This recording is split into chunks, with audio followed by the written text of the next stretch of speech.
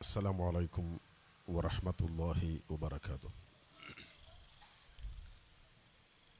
الحمد لله رب العالمين. اللهم صل على محمد وعلى آل محمد كما صليت على إبراهيم وعلى آل إبراهيم وبارك على محمد وعلى آل محمد كما باركت على إبراهيم وعلى آل إبراهيم إنك حميد مجيد. أما بعد فأعوذ بالله من الشيطان الرجيم. يا أيها الذين آمنوا اتقوا الله حق تقاته ولا تموتن إلا وأنتم مسلمون. വേദിയിലുള്ള പണ്ഡിതന്മാരെ, നേതാക്കളെ,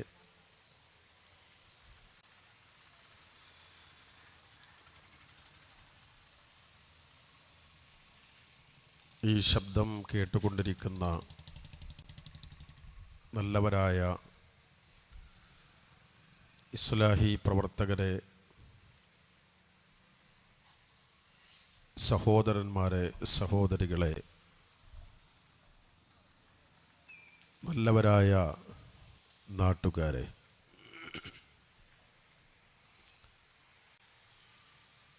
ഇവിടെ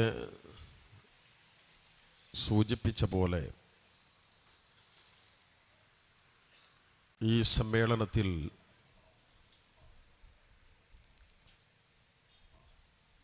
ഇനി നമുക്ക് ശ്രദ്ധിക്കാനുള്ളത്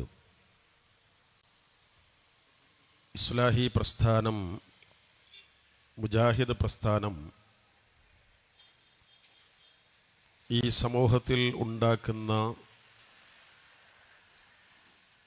ഉണ്ടാക്കിയിട്ടുള്ള നവോത്ഥാന പ്രവർത്തനങ്ങളെക്കുറിച്ചും ആ പ്രവർത്തനങ്ങൾക്ക് മുജാഹിദുകൾ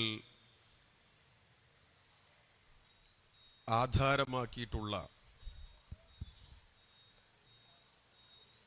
അടിസ്ഥാന പ്രമാണങ്ങളെക്കുറിച്ചും അതിൽ ഇന്ന് എത്രമാത്രം നമ്മുടെ മുസ്ലിം സമൂഹം ഉണ്ട് എന്നും എത്രമാത്രം അടുപ്പം കാണിക്കേണ്ടതുണ്ട് എന്നൊക്കെയുള്ള ചില ചിന്തകളാണ്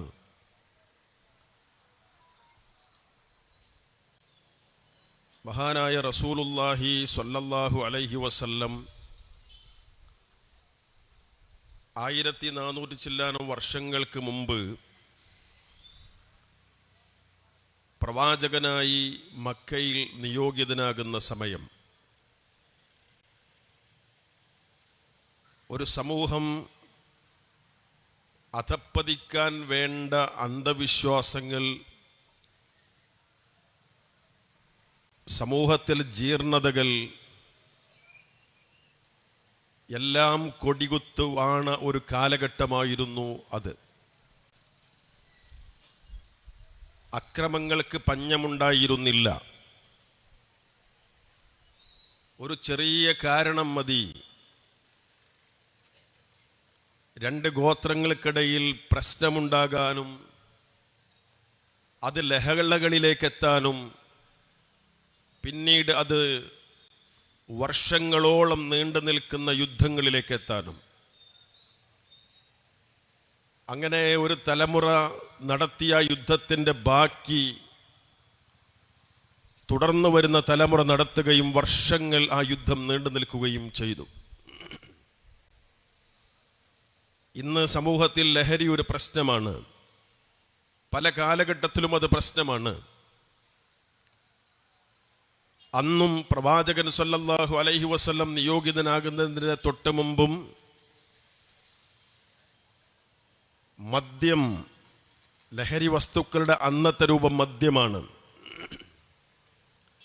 ആ മദ്യം മാത്രമാണ് എന്ന് പറഞ്ഞാൽ ഇന്നത്തെ പുതിയ ഡ്രഗ്സ് ഇല്ലാത്ത, സിന്തറ്റിക് ഡ്രഗ്സ് ഇല്ലാത്ത കാലമാണല്ലോ. മദ്യത്തിൻ്റെ അടിമകളായി ജീവിച്ചവർ. ഒരു കവി മരിക്കാൻ നേരത്ത് തൻ്റെ ഭാര്യയെ വിളിച്ചുകൊണ്ട് നടത്തുന്ന വസിയ്യത്ത്, ഞാൻ മരിച്ചാൽ എൻ്റെ മയ്യത്ത് ഒരു മുന്തിരിവള്ളിയുടെ ചുവട്ടിൽ മറവ് ചെയ്യാൻ പറയണം എന്നാണ്. നുരുമ്പിക്കൊണ്ടിരിക്കുന്ന എൻ്റെ എല്ലുകൾക്ക് അതിൽ നിന്ന് വരുന്ന ആ ഒരു നീരും നനവും ആശ്വാസം നൽകിയേക്കാമല്ലോ എന്നായിരുന്നു അയാളുടെ ചിന്ത. താൻ കുടിക്കാൻ എടുത്തു വച്ച മദ്യത്തിൽ വന്ന് ചത്ത ഒരു ഈച്ച, കുടിക്കാൻ കോപ്പയിൽ എടുത്തു വെച്ചതാണ് മദ്യം, അതിൽ വീണ് ചത്തു. ആ ഈച്ചയെ നോക്കിക്കൊണ്ട് മറ്റൊരു കവി പാട്ട് പാടി, എത്ര ഈച്ചയെ നീ എത്ര ഭാഗ്യവതിയാണ്, നിന്റെ അന്ത്യം പോലും ഈ മദ്യത്തിലായല്ലോ, എത്ര ഭാഗ്യമാണത് എന്ന്. അങ്ങനെ മദ്യം ജീവിതത്തിൻ്റെ ഭാഗമായിരുന്ന ഒരു സമൂഹം. ലൈംഗിക രംഗത്ത് അരാജകത്വം നിറഞ്ഞു നിന്നിരുന്ന ഒരു സമൂഹം. ഒരു പെൺകുട്ടി തനിക്ക് ജനിച്ചാൽ അത് ഒരു മാനക്കേടായി കണ്ടിരുന്ന ചില ആളുകളെങ്കിലും ജീവിച്ച ഒരു സമൂഹം. ഈ സമൂഹത്തിലേക്കാണ് നബി സല്ലല്ലാഹു അലൈഹി വസല്ലം നിയോഗിതനായി പരിവർത്തനമുണ്ടാക്കുന്നത്, നവോത്ഥാനമുണ്ടാക്കുന്നത്. സൂറത്തുൽ ജുമുഅയിൽ അല്ലാഹു തആല പറയുന്നുണ്ട്, ഹുവല്ലദീ ബഅസ ഫിൽ ഉമ്മിയീന റസൂലൻ മിൻഹും യത്ലു അലൈഹിം ആയാതിഹി വയുസക്കീഹിം വയുഅല്ലിമുഹുൽ കിതാബ വൽ ഹിക്മ വഇൻ കാനൂ മിൻ ഖബ്ലു ലഫീ ളലാലിൻ മുബീൻ. ഹുവല്ലദീ, അല്ലാഹയാണ്, ബഅസ ഫിൽ ഉമ്മിയീന റസൂലൻ മിൻഹും, നിരക്ഷരരായ ഒരു സമൂഹത്തിലേക്ക് അവരിൽ നിന്നു തന്നെ ഒരു പ്രവാചകനെ നിയോഗിച്ചയച്ചവൻ അവനാണ്, അല്ലാഹയാണ്. എന്നിട്ട് ആ പ്രവാചകൻ സല്ലല്ലാഹു അലൈഹി വസല്ലം സമൂഹത്തിൽ വന്നുകൊണ്ട് ചെയ്യുന്ന 4 പ്രവർത്തനങ്ങൾ, എങ്ങനെയാണ് നബി സല്ലല്ലാഹു അലൈഹി വസല്ലം ആ സമൂഹത്തെ പരിവർത്തിക്കുന്നത് എന്ന് കാണാം നമുക്ക്. യത്ലു അലൈഹിം ആയാതിഹി വയുസക്കീഹിം വയുഅല്ലിമുഹുൽ കിതാബ വൽ ഹിക്മ. അല്ലാഹുവിന്റെ റസൂൽ സല്ലല്ലാഹു അലൈഹി വസല്ലം ചെയ്യുന്നത്, ഒന്ന്, യത്ലു അലൈഹിം ആയാതിഹി, അല്ലാഹുവിന്റെ ആയത്തുകൾ അവർക്ക് ഓതി കേൾപ്പിച്ചു കൊടുക്കുന്നു. അല്ലാഹുവിന്റെ ആയത്തുകൾ പാരായണം ചെയ്തു കൊടുക്കുന്നു. വയുസക്കീഹിം, അവരെ സംസ്കരിക്കുന്നു. വയുഅല്ലിമുഹും അൽ കിതാബ്, അവർക്ക് അൽ കിതാബ് പഠിപ്പിച്ചു കൊടുക്കുന്നു. അൽ കിതാബ് കൊണ്ട് ഉദ്ദേശം വിശുദ്ധ ഖുർആനാണ്. വൽ ഹിക്മ, അൽ ഹിക്മത്തും അവർക്ക് പഠിപ്പിച്ചു കൊടുക്കുന്നു. അൽ ഹിക്മത്ത് കൊണ്ട് വിവക്ഷ പ്രവാചകൻ സല്ലല്ലാഹു അലൈഹി വസല്ലമയുടെ ചര്യയാണ്. ഹിക്മത്തിന് പല അർത്ഥങ്ങളുമുണ്ട്. എന്നാൽ വിശുദ്ധ ഖുർആനിൽ അൽ കിതാബ് വൽ ഹിക്മ എന്ന് പ്രയോഗിച്ചിടത്ത് അൽ കിതാബ് എന്നതുകൊണ്ട് ഖുർആൻ എന്ന് വിവക്ഷിക്കപ്പെട്ട സ്ഥലത്തുള്ള ഹിക്മത്തിന്റെ ഒക്കെ അർത്ഥം സുന്നത്തു റസൂലില്ലാഹി സ്വല്ലല്ലാഹു അലൈഹി വസല്ലം എന്നാണ്, നബി സല്ലല്ലാഹു അലൈഹി വസല്ലമയുടെ ചര്യ. അപ്പൊ ഖുർആനും അവിടുത്തെ ചര്യയും ആ പ്രവാചകൻ സല്ലല്ലാഹു അലൈഹി വസല്ലം സമൂഹത്തിന് പഠിപ്പിച്ചു കൊടുക്കുന്നു. അങ്ങനെയാണ് അവരെ സമുദ്ധരിക്കുന്നത്. വഇൻ കാനൂ മിൻ ഖബ്ലു ലഫീ ളലാലിൻ മുബീൻ, മുമ്പ് അവർ വ്യക്തമായ വഴികേടിലായിരുന്നു. ആ വഴികേടിലായിരുന്ന ആ സമൂഹത്തെ വിശുദ്ധ ഖുർആൻ ഓതി കേൾപ്പിച്ചു കൊടുത്തുകൊണ്ട്, അത് പഠിപ്പിച്ചു കൊടുത്തുകൊണ്ട്, പ്രവാചകൻ സല്ലല്ലാഹു അലൈഹി വസല്ലമയുടെ ചര്യ പഠിപ്പിച്ചു കൊടുത്തുകൊണ്ട് അവരെ മാറ്റിയെടുത്തു. ആ മാറ്റം എത്രത്തോളമായിരുന്നു എന്നറിയോ? കാണാം നമുക്ക് ചരിത്രത്തിൽ. മദ്യം നിരോധിച്ചുകൊണ്ടുള്ള അവസാനത്തെ ആയത്ത് ഇറങ്ങി. ഫഹൽ അൻതും മുൻതഹൂൻ, അല്ല, നിങ്ങൾ വിരമിക്കുന്നില്ലേ എന്ന ഒരു ചോദ്യത്തിൽ, ആ ഒരു നിങ്ങൾക്ക് വിരമിക്കാറായില്ല എന്ന അർത്ഥത്തിൽ ഒരു ചോദ്യം, ഇനിയും അതുമായി മുന്നോട്ട് പോകരുത് എന്ന നിലക്കുള്ള ഒരു ചോദ്യം, മദ്യം ഹറാമാക്കിക്കൊണ്ടുള്ള അവസാനത്തെ ആ ആയത്തിറങ്ങിയപ്പോ ഫഹൽ അൻതും മുൻതഹൂൻ എന്ന ആ ചോദ്യത്തിന് മുമ്പിൽ ഇൻതഹൈനാ യാ റസൂലല്ലാഹ്, റസൂലേ ഞങ്ങൾ അവസാനിപ്പിച്ചിരിക്കുന്നു, ഞങ്ങൾ നിർത്തിയിരിക്കുന്നു, വിരമിച്ചിരിക്കുന്നു എന്ന ഉത്തരമാണ് ആ സമൂഹം നൽകിയത്. ആ സമൂഹം മാറി. പെൺകുട്ടികളെ ഒരു കാലത്ത് പെൺകുട്ടികൾ ജനിച്ചാൽ അത് അപമാനമായി കണ്ടിരുന്ന ആളുകൾ, അല്ലെങ്കിൽ അതിലെ ആ അറബികളിലെ ചില ആളുകൾ, എല്ലാവരുമല്ല, ചില ആളുകൾ, നോക്കൂ, അവർക്ക് മാറ്റമുണ്ടായി. ഇത് മാത്രമല്ല, അക്രമങ്ങളും യുദ്ധങ്ങളുമൊക്കെ നടത്തിയിരുന്ന ആ സമൂഹത്തിൽ ഗോത്രങ്ങൾ തമ്മിൽ തല്ലിയിരുന്ന, യുദ്ധങ്ങൾ നടത്തിയിരുന്ന പല ആളുകൾക്കും വലിയ മാറ്റമുണ്ടായി. മദീനയിൽ ഔസ് ഖസ്റജ് എന്നീ 2 ഗോത്രങ്ങൾ ഉണ്ടായിരുന്നു. ആ 2 ഗോത്രങ്ങൾ ഈ പറഞ്ഞ പോലെ നിസ്സാര കാര്യങ്ങൾക്ക് വർഷങ്ങളോളം യുദ്ധം ചെയ്തിരുന്ന ആളുകളാണ്. എന്നാൽ പ്രവാചകൻ സല്ലല്ലാഹു അലൈഹി വസല്ലം അവരെ മാറ്റിയെടുക്കുകയും ഏകോദര സഹോദരങ്ങളാക്കി മാറ്റുകയും ചെയ്തു. അങ്ങനെ മാറ്റമുണ്ടാക്കി. മദ്യത്തിന്റെ കഥ പറഞ്ഞല്ലോ. ആ മദ്യം ജീവിതത്തിന്റെ ഭാഗമായിരുന്ന ആളുകൾ, ചില ആളുകൾ അവസാനത്തെ ഫഹൽ അൻതും മുൻതഹൂൻ എന്ന ഇനിയും വിരമിക്കാറായില്ല എന്നുള്ള ആ ചോദ്യം, അത് ആയത്തിറങ്ങിയപ്പോൾ പ്രവാചകൻ സല്ലല്ലാഹു അലൈഹി വസല്ലമോട് ഞങ്ങൾ അവസാനിപ്പിച്ചു എന്ന് പറയുകയും കുടിക്കാൻ കോപ്പയിൽ എടുത്തു വെച്ച ആളുകൾ അത് കമിഴ്ത്തുകയും ചെയ്തു. വിൽക്കാൻ വീപ്പയിൽ നിറച്ചു വച്ചവർ അത് ഒഴിവാക്കി. ചരിത്രം പറയുന്നുണ്ട്, തൊട്ടു മുമ്പ് കുടിച്ചുപോയ ആളുകൾ ഇനി അല്ലാഹ് ഹറാമാക്കിയത് എന്റെ വയറ്റിൽ വേണ്ട എന്ന് ചിന്തിച്ചിട്ട് ഛർദ്ദിച്ചു കളഞ്ഞു എന്നൊക്കെ പറയുന്നത് ആ സമൂഹത്തിനുണ്ടാക്കിയ മാറ്റമാണ്. മുജാഹിദ് പ്രസ്ഥാനം ഈ മാതൃക സ്വീകരിച്ചുകൊണ്ട് ഈ നാട്ടിൽ വർഷങ്ങൾക്കും ഒരു നൂറ്റാണ്ടപ്പുറം ഈ പ്രസ്ഥാനത്തിന്റെ നവോത്ഥാന പ്രവർത്തനങ്ങൾ നടത്തി. വലിയ പ്രവർത്തന മാറ്റങ്ങൾ ഉണ്ടായി. ഞാൻ ചില ഉദാഹരണങ്ങളിലൂടെ പോകാം. പ്രവാചകൻ സല്ലല്ലാഹു അലൈഹി വസല്ലമയുടെ ആ മാർഗം പിന്തുടർന്നുകൊണ്ടാണ് മുജാഹിദ് പ്രസ്ഥാനം ആ തരത്തിലുള്ള പ്രവർത്തനങ്ങൾ നടത്തിയത്. അതാണ് നവോത്ഥാനത്തിന് പ്രവാചകന്റെ മാതൃക എന്ന് പറയുന്നത്. ഞാൻ ചില ഉദാഹരണങ്ങളിലൂടെ പോകാം. പ്രിയമുള്ളവരെ, പഴയ കാലത്ത് ഈ കേരളത്തിൽ 1924 മുജാഹിദ് പ്രസ്ഥാനത്തിന്റെ പണ്ഡിത സംഘടന രൂപീകരിക്കപ്പെടുന്നത്. കേരള ജംഇയ്യത്തുൽ ഉലമ മുജാഹിദ് പ്രസ്ഥാനത്തിന്റെ എന്ന് പറയുമ്പോൾ അന്ന് വേറെ കേരളത്തിൽ ഒരു സംഘടനാ സംവിധാനവും ഇല്ല. മുസ്ലിങ്ങൾക്ക് അങ്ങനെ ഒരു സംഘടന ഇല്ല, പണ്ഡിതന്മാർക്കില്ല, അല്ലാത്തവർക്കില്ല.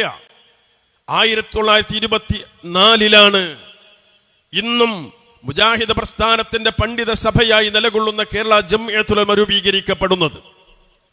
ആലുവയിൽ വെച്ചായിരുന്നു അതിന്റെ രൂപീകരണം. അതുവരെ ഉണ്ടായിരുന്ന കേരള മുസ്ലിം ഐക്യ സംഘത്തിന്റെ വാർഷിക യോഗത്തിലാണ് ഈ രൂപീകരണം നടക്കുന്നത്. 1920കളിൽ ഈ പ്രവർത്തനങ്ങൾ നടന്നു വരികയാണ്. ആ കാലഘട്ടത്തിൽ എന്നല്ല, പിന്നെയും കുറെ കാലം നമ്മുടെ നാട്ടിലെ സ്ഥിതി എന്തായിരുന്നു? മുജാഹിദ് പ്രസ്ഥാനത്തിന്റെ സാന്നിധ്യമില്ലാത്ത, മുജാഹിദ് പ്രസ്ഥാനത്തിന്റെ പ്രവർത്തനമില്ലാത്ത ഒരു കേരളക്കരയെ നിങ്ങളൊന്ന് ആലോചിച്ചു നോക്കൂ. എന്താകും ഈ സമൂഹത്തിന്, എന്താകുമായിരുന്നു ഈ സമൂഹത്തിന്റെ ചിത്രം? കേരളത്തിലെ മുസ്ലിങ്ങളുടെ അവസ്ഥ എന്താകുമായിരുന്നു? നമ്മളൊന്ന് ആലോചിക്ക്. ചരിത്രത്തിലൂടെ കടന്നുപോയാൽ കാണാം. നോക്കൂ, ചികിത്സ, ഒരു കാലത്ത് ചികിത്സക്ക് ഇന്നത്തെ നമ്മുടെ ഈ സൗകര്യം ഇല്ല എന്നുള്ളത് ശരിയാണ്. ഇന്നത്തെ വലിയ വലിയ സൗകര്യങ്ങളുള്ള ആശുപത്രികൾ, സൂപ്പർ സ്പെഷ്യാലിറ്റി ഹോസ്പിറ്റലുകൾ, ഇതന്ന് ഇല്ല എന്നുള്ളത് ശരിയാണ്. പക്ഷെ ഉള്ളത് ഉപയോഗിച്ചില്ല, ഉള്ള സൗകര്യം ഉപയോഗപ്പെടുത്തിയില്ല. എന്നിട്ട് ചില അസുഖങ്ങൾ വന്നാൽ ചില ആളുകൾ ഇങ്ങനെ കൂട്ടബാങ്ക് വിളിക്കുകയായിരുന്നു. അതുപോലെ വേറെ ചില മാലയും മൗലിദുകളും സബീനന്റെ ഏടുകളും ഈ ജാതി പലതും ഇരുന്ന് ഓതുകയായിരുന്നു. പഴയ കാലത്തുണ്ടായിരുന്നു ഈ കോളറ, വസൂരി പോലുള്ള ചില പകർച്ചവ്യാധികൾ ഉണ്ടായാൽ എന്ത് ചെയ്യുന്നറിയോ? അവർ ചൊല്ലിയുന്നൊരു ബെയ്ത്തുണ്ട്. നമ്മുടെ നാട്ടിലെ ചില ഉസ്താദുമാര് പഠിപ്പിച്ചു കൊടുത്തൊരു ബെയ്ത്ത്. എന്താണ്? ലീ ഖംസതുൻ ഉതുഫി ബിഹിം ഹറൽ വബാഇൽ ഹാതിമാ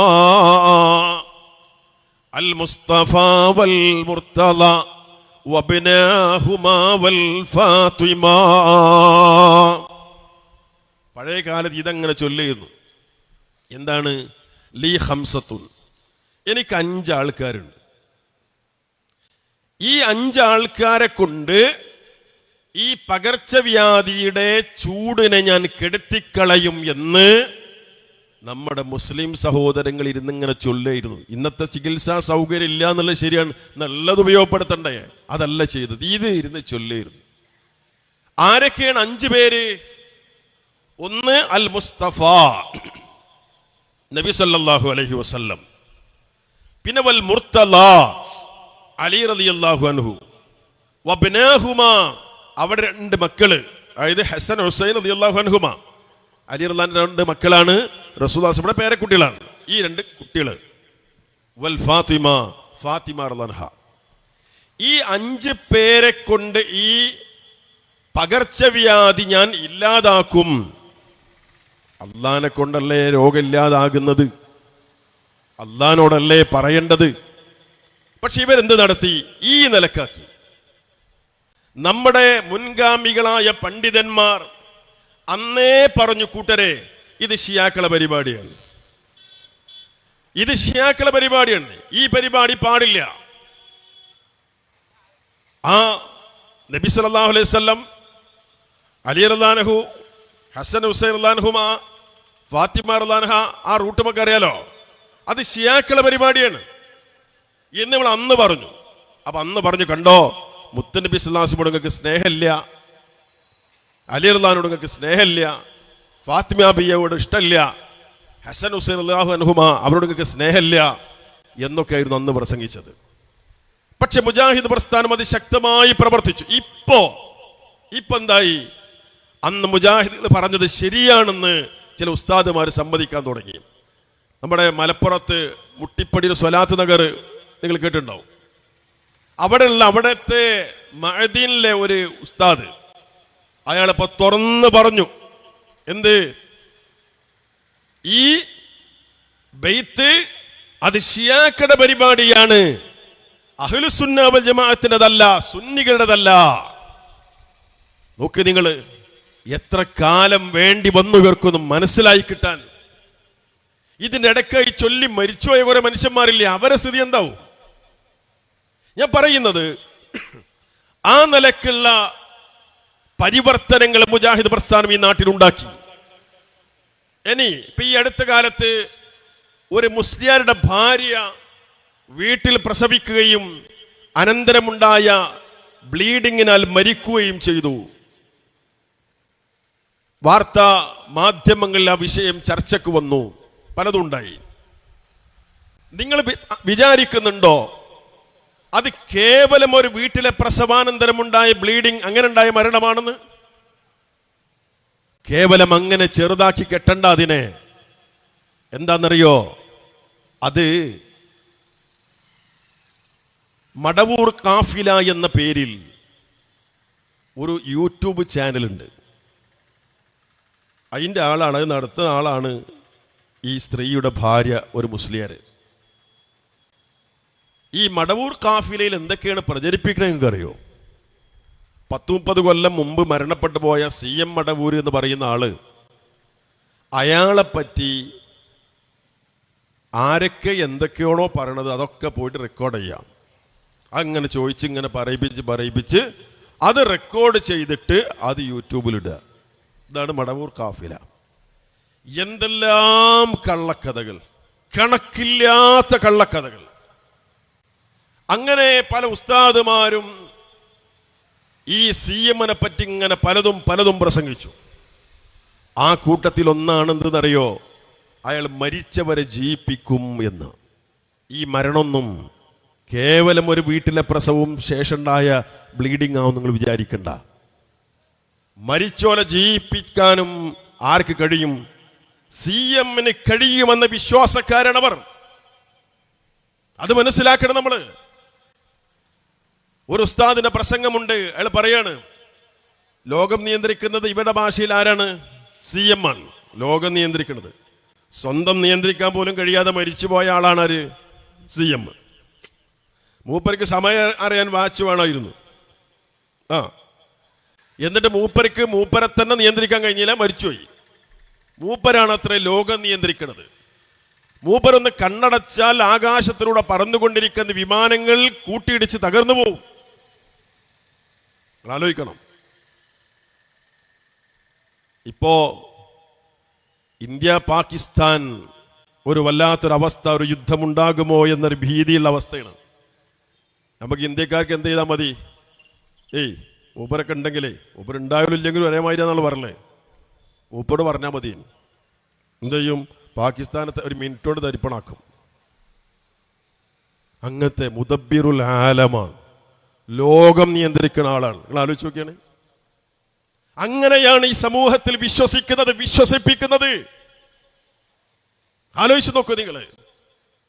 എന്നിട്ട് ഇയാളെ പറ്റി ഒരു കഥ പറയാണ്. ഒരിക്കൽ ഇയാളിങ്ങനെ കോഴിക്കോടോ ടൗണിലൂടെ ഇങ്ങനെ പോവുകയാണ്, ജീവിച്ചിരിക്കുന്ന സമയമാണ്. പോണ സമയത്ത് കാറിലാണ്, കാറ് ബ്ലോക്കിൽ പെട്ടു. ലോകം നിയന്ത്രിക്കുന്ന ആളെ കാറ് ബ്ലോക്കിൽ പെട്ടു. അങ്ങനെ ഉണ്ടാവും. പിന്നെ ഇങ്ങനെ എന്ത് ലോകം നിയന്ത്രിക്കലാണ്? ഈ ബ്ലോക്ക് പോലും നിയന്ത്രിക്കാൻ കഴിയാത്ത ആള് ആട്ടെ.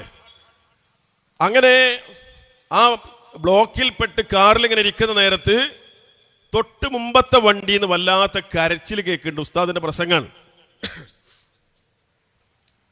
അപ്പൊ ഇയാള് പോയി നോക്കി. ഒരു ആംബുലൻസ് ഒന്നാണ് മുമ്പിലുള്ളതെന്നാണ് ഉസ്താദ് പറഞ്ഞത്. അങ്ങനെ CM ഇറങ്ങിയിട്ട് പോയി നോക്കുകയാണ്. തൻ്റെ കാറിന്റെ മുമ്പിലുള്ള ആംബുലൻസിൽ നിന്ന് ഒരാളെ കരച്ചിൽ കേൾക്കുന്നു. എന്താണ് കരയാൻ കാരണമെന്ന് അറിയാൻ ലോകം നിയന്ത്രിക്കുന്ന ആൾ എന്ത് ചെയ്യണം? കുത്തിപ്പിടിച്ച് ഇറങ്ങി പോണം. വല്ലാത്ത നിയന്ത്രണമുള്ളത് അല്ലേ? അങ്ങനെ അവിടെ ചെന്നപ്പോ കണ്ടെന്താ അറിയോ?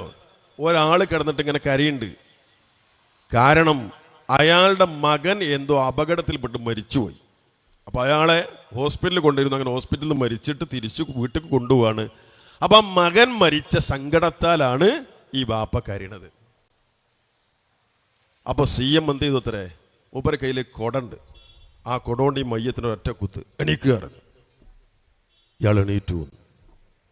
ഇങ്ങനെ മരിച്ചവരെ ജീവിപ്പിക്കാൻ കഴിവുണ്ട് CM-നെ എന്ന് വിശ്വസിക്കുന്ന ആ വിശ്വാസത്തിന്റെ അടിസ്ഥാനത്തിലാണ് ഇത്തരം മരണം നടക്കുന്നത് എന്ന് നമ്മൾ കൂട്ടത്തിൽ മനസ്സിലാക്കണം. പഴയ കാലത്ത് എന്തായിരുന്നു അവസ്ഥ? ഒരു സ്ത്രീ പ്രസവിക്കാറായാൽ നഫീസത്ത് മാല ഇരുന്നിട്ടിങ്ങനെ ഓതുക, മഞ്ഞക്കുളം മാല ഇരുന്നിട്ടിങ്ങനെ ഓതുക. ഇതായിരുന്നു അല്ലേ? അവിടുന്ന് ഈ അവസ്ഥയിലേക്ക് മുസ്ലിം സമൂഹത്തെ മുജാഹിദ് പ്രസ്ഥാനം മാറ്റി. അത് ചെറിയ മാറ്റല്ല. ഇനി ഇങ്ങനെ എടുത്തു നോക്കി, സ്ത്രീകളുടെ പെൺകുട്ടികളുടെ കയ്യെഴുത്തിന്റെ വിഷയം, അവർക്ക് അക്ഷരാഭ്യാസം പഠിപ്പിക്കുന്നതിന്റെ അവസ്ഥ എന്തായിരുന്നു ഒരു കാലത്ത്? 1924 കേരള ജംഇയ്യത്തുൽ ഉലമ എന്ന മുജാഹിദ് പ്രസ്ഥാനത്തിന്റെ പണ്ഡിത സംഘടന രൂപീകരിക്കുന്നത്. അത് കഴിഞ്ഞ് രണ്ടാമത്തെ വർഷം 1926 സമസ്ത കേരള ജംഇയ്യത്തുൽ ഉലമ രൂപീകരിക്കപ്പെടുന്നത്. മുജാഹിദ് പ്രസ്ഥാനം രൂപീകരിച്ച ശേഷമാണ് സമസ്ത ഉണ്ടാക്കുന്നത്. 26 സമസ്ത രൂപീകരിക്കുന്നത്. അത് കഴിഞ്ഞ് നാലാമത്തെ വർഷം 1930 മണ്ണാർക്കാട് വെച്ച് സമസ്തയുടെ ഒരു സമ്മേളനം നടക്കുന്നുണ്ട്. ആ സമ്മേളനത്തിൽ പാസാക്കിയ പ്രമേയങ്ങളിൽ ഒന്ന് എന്താണെന്നറിയോ? പെൺകുട്ടികൾക്ക് കയ്യെഴുത്ത് പഠിപ്പിക്കാൻ പാടില്ല എന്നാണ്. അത് ശർഇൽ പെൺകുട്ടികൾക്ക് കയ്യെഴുത്ത് പഠിപ്പിക്കൽ ശർഇൽ പ്രത്യേകം പാടില്ലാത്ത വെറുക്കപ്പെട്ട കാര്യമാണ്. ഈ കാലഘട്ടത്തിൽ അത് ഹറാമാകാൻ മാത്രമേ തരമുള്ളൂ.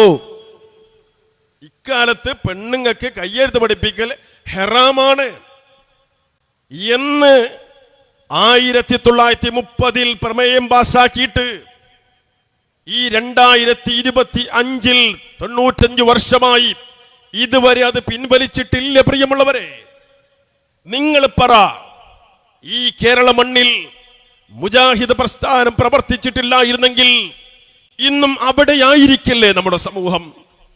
അത് ഹറാമാണ്. സമസ്ത പറഞ്ഞ് ശരിയാണ്, പെണ്ണുങ്ങൾക്ക് കയ്യെഴുത്ത് പഠിപ്പിക്കാൻ പാടില്ല, ഹറാമാണ് എന്ന വിശ്വാസത്തിൽ നിൽക്കില്ലേ?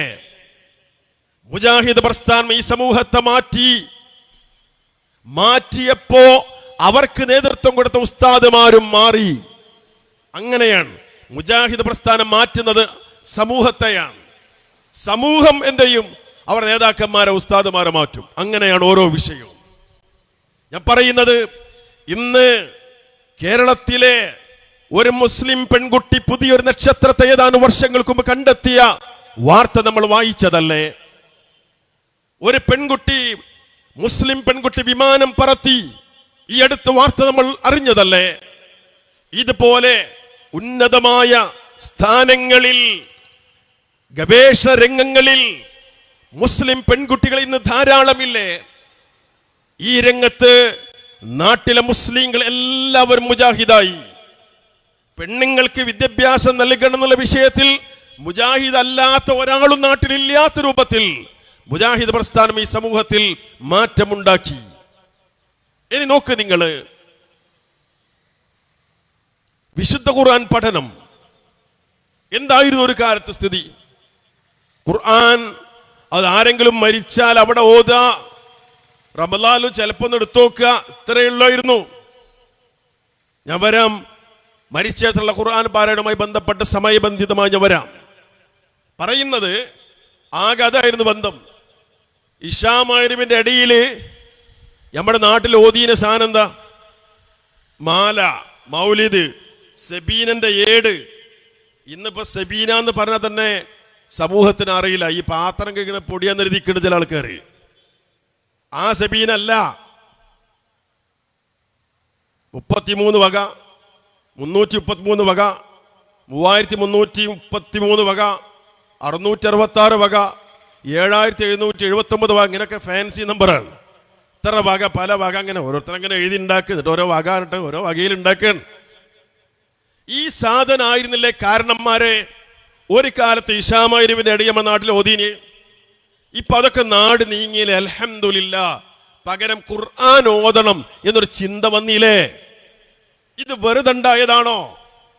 അതുപോലെ ഖുർആൻ പഠനം, ഒരു കാലത്ത് ഖുർആൻ പഠിക്കാൻ ഖുർആൻ ക്ലാസ്, ഇന്ന് എത്ര ഖുർആൻ ക്ലാസ്, ഖുർആൻ സ്റ്റഡി സെന്ററുകൾ, ഖുർആൻ പ്രഭാഷകർ. അതിന് മാത്രം സ്പെഷ്യൽ പ്രസംഗകരാണ്. ഖുർആൻ പ്രഭാഷണം, ഖുർആൻ പ്രഭാഷകർ, ഖുർആൻ പഠനവേദി. നിങ്ങൾക്കറിയോ, അരീക്കോട് പഴയ കാലത്ത് NV അബ്ദുസ്സലാം മൗലവി ഖുർആൻ ക്ലാസ് തുടങ്ങിയപ്പോ അതിനെ കളിയാക്കിക്കൊണ്ട് അന്ന് ഉസ്താദുമാര് പറഞ്ഞത്, ഞങ്ങൾ ഖുർആൻ പിഞ്ഞാണത്തിലാക്കിയപ്പോ നിങ്ങൾ ക്ലാസ്സിലാക്കിയില്ലേന്നാ. പിഞ്ഞാണത്തിലാക്കുക നേരത്തെ പറഞ്ഞ ചികിത്സന്റെ ഭാഗമാണ്. ചികിത്സ ഇല്ല, പിന്നെ പകരം എന്താ? പിഞ്ഞാണത്തിൽ എഴുതിയിട്ട് കലക്കി ആ മഷി കുടിക്കുക. ആ അസുഖത്തിന് കഥ പിന്നെ എന്താ പറയണ്ടോ? ആലോചിച്ച് നോക്കി. ഇങ്ങനെ ഖുർആൻ ക്ലാസ്സിൽ എതിർത്തു. ഇന്ന് ഇഷ്ടം പോലെ ഖുർആൻ ക്ലാസ്. പക്ഷെ പല ഖുർആൻ ക്ലാസ്സിലും ഖുർആൻ ദുർവ്യാഖ്യാനം ചെയ്യാണ്. ഇരിക്കട്ടെ, നല്ല ഖുർആൻ പഠിക്കണം എന്നുള്ള ടെൻഡൻസി ഉണ്ടാക്കിയില്ലേ? അത് വെറുതെ ഉണ്ടായതാണോ? ഇങ്ങനെ പരിശോധിച്ചാൽ ഖുർആൻ പരിഭാഷ മർഹൂം മുഹമ്മദ് അമാനി മൗലവി, അലൈ മൗലവി തുടങ്ങിയ പണ്ഡിതന്മാർ ആ അമാനി തഫ്സീർ എഴുതുന്ന കാലം അത് പുറത്തിറങ്ങിയപ്പോ മുജാഹിദുകൾ മാത്രമല്ല അത് ഉപയോഗിക്കുന്നത്, വായിക്കുന്നത്, പഠിക്കുന്നത്. മുജാഹിദുകൾ അല്ലാത്തവർ വായിക്കാൻ തുടങ്ങി. അങ്ങനെ കുറച്ച് കാലം കഴിഞ്ഞപ്പോൾ നമുക്കും വേണമെന്നുള്ള നിലക്ക് ഈ നമ്മളെ കൂറ്റനാട് KV മുഹമ്മദ് മുസ്ലിയാർ അദ്ദേഹം പരിഭാഷ എഴുതി. ആ സമയത്ത് നിങ്ങൾക്കറിയോ EK ഹസൻ മുസ്ലിയാർ എന്ന് പറയുന്ന ഒരു പണ്ഡിതൻ ഒരു പുസ്തകം എഴുതി, തഹ്ദീറുൽ ഇഖ്വാൻ.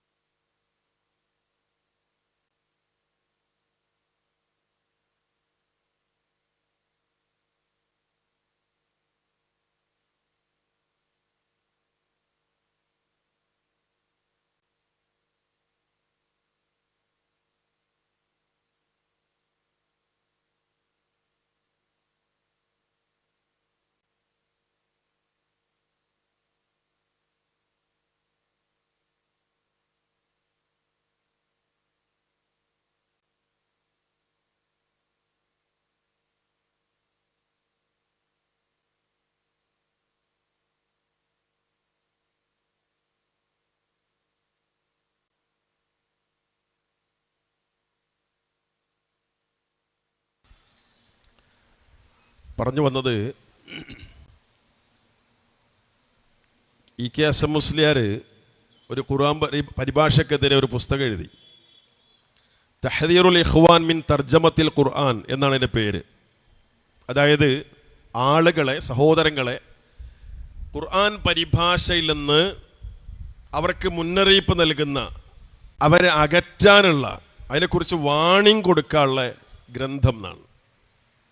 നിങ്ങൾ ആലോചിച്ച് നോക്കൂ, ഖുർആൻ പരിഭാഷപ്പെടുത്താൻ പാടില്ല എന്നാണ് ആ പുസ്തകം പറയുന്നത്.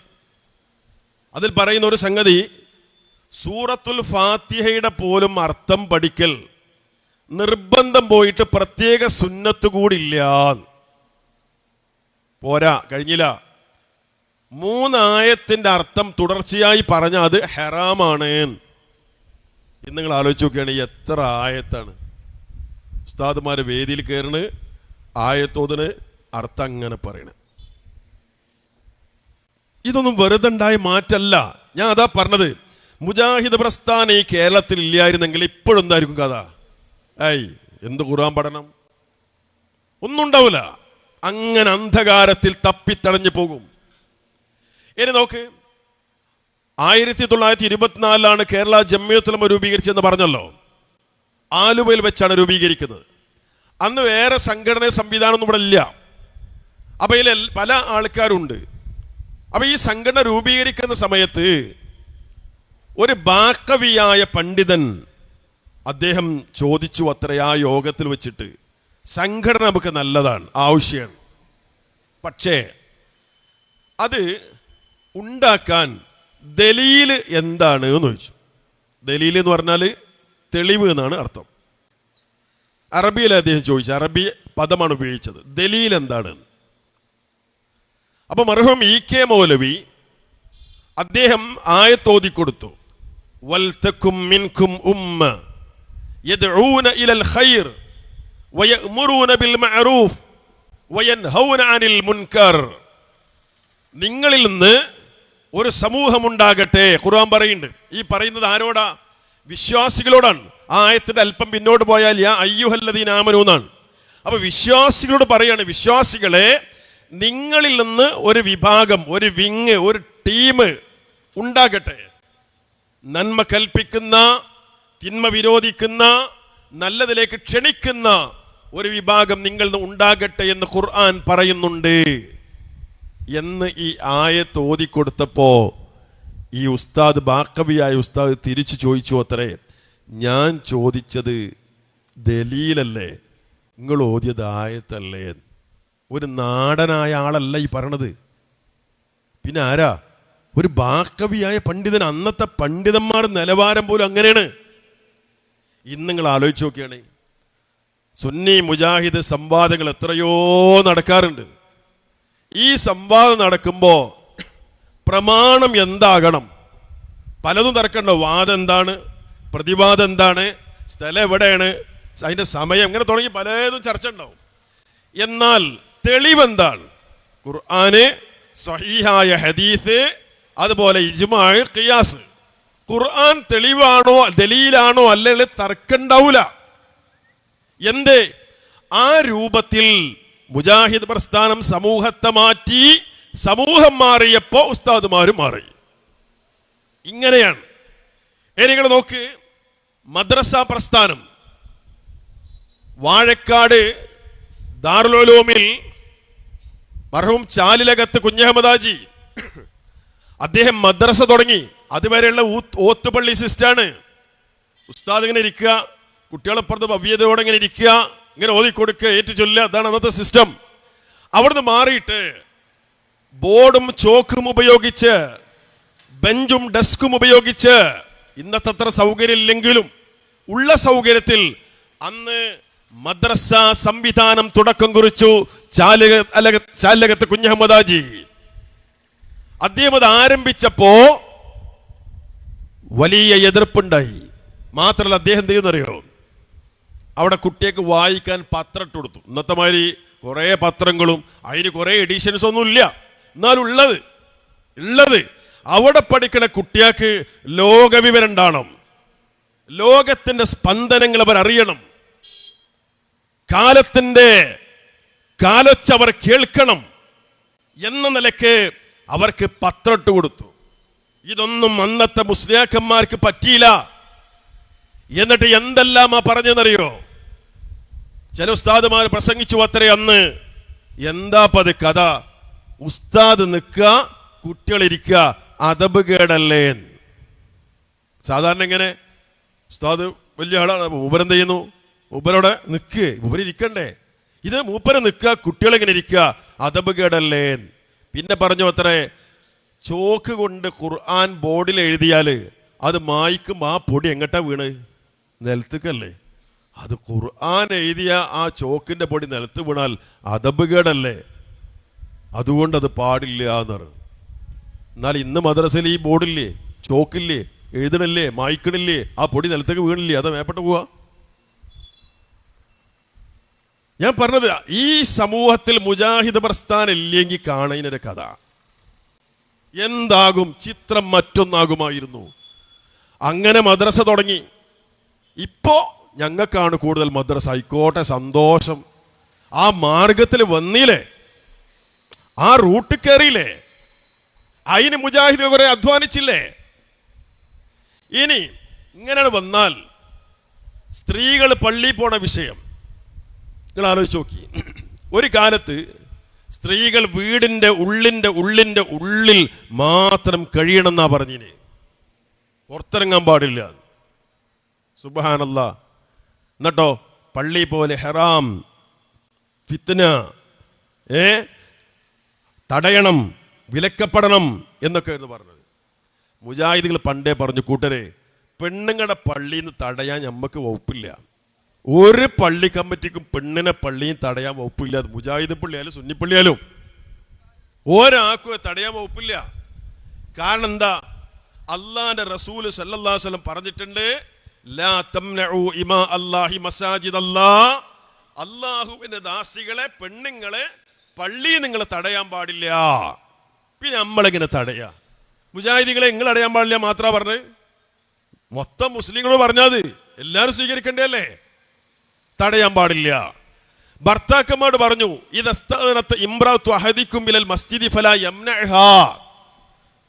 നിങ്ങളുടെ ഭാര്യമാര് പള്ളിയിൽ പോട്ടെ എന്ന് അനുമതി ചോദിച്ചാൽ നിങ്ങൾ തടയരുത്, അനുമതി കൊടുക്കുക.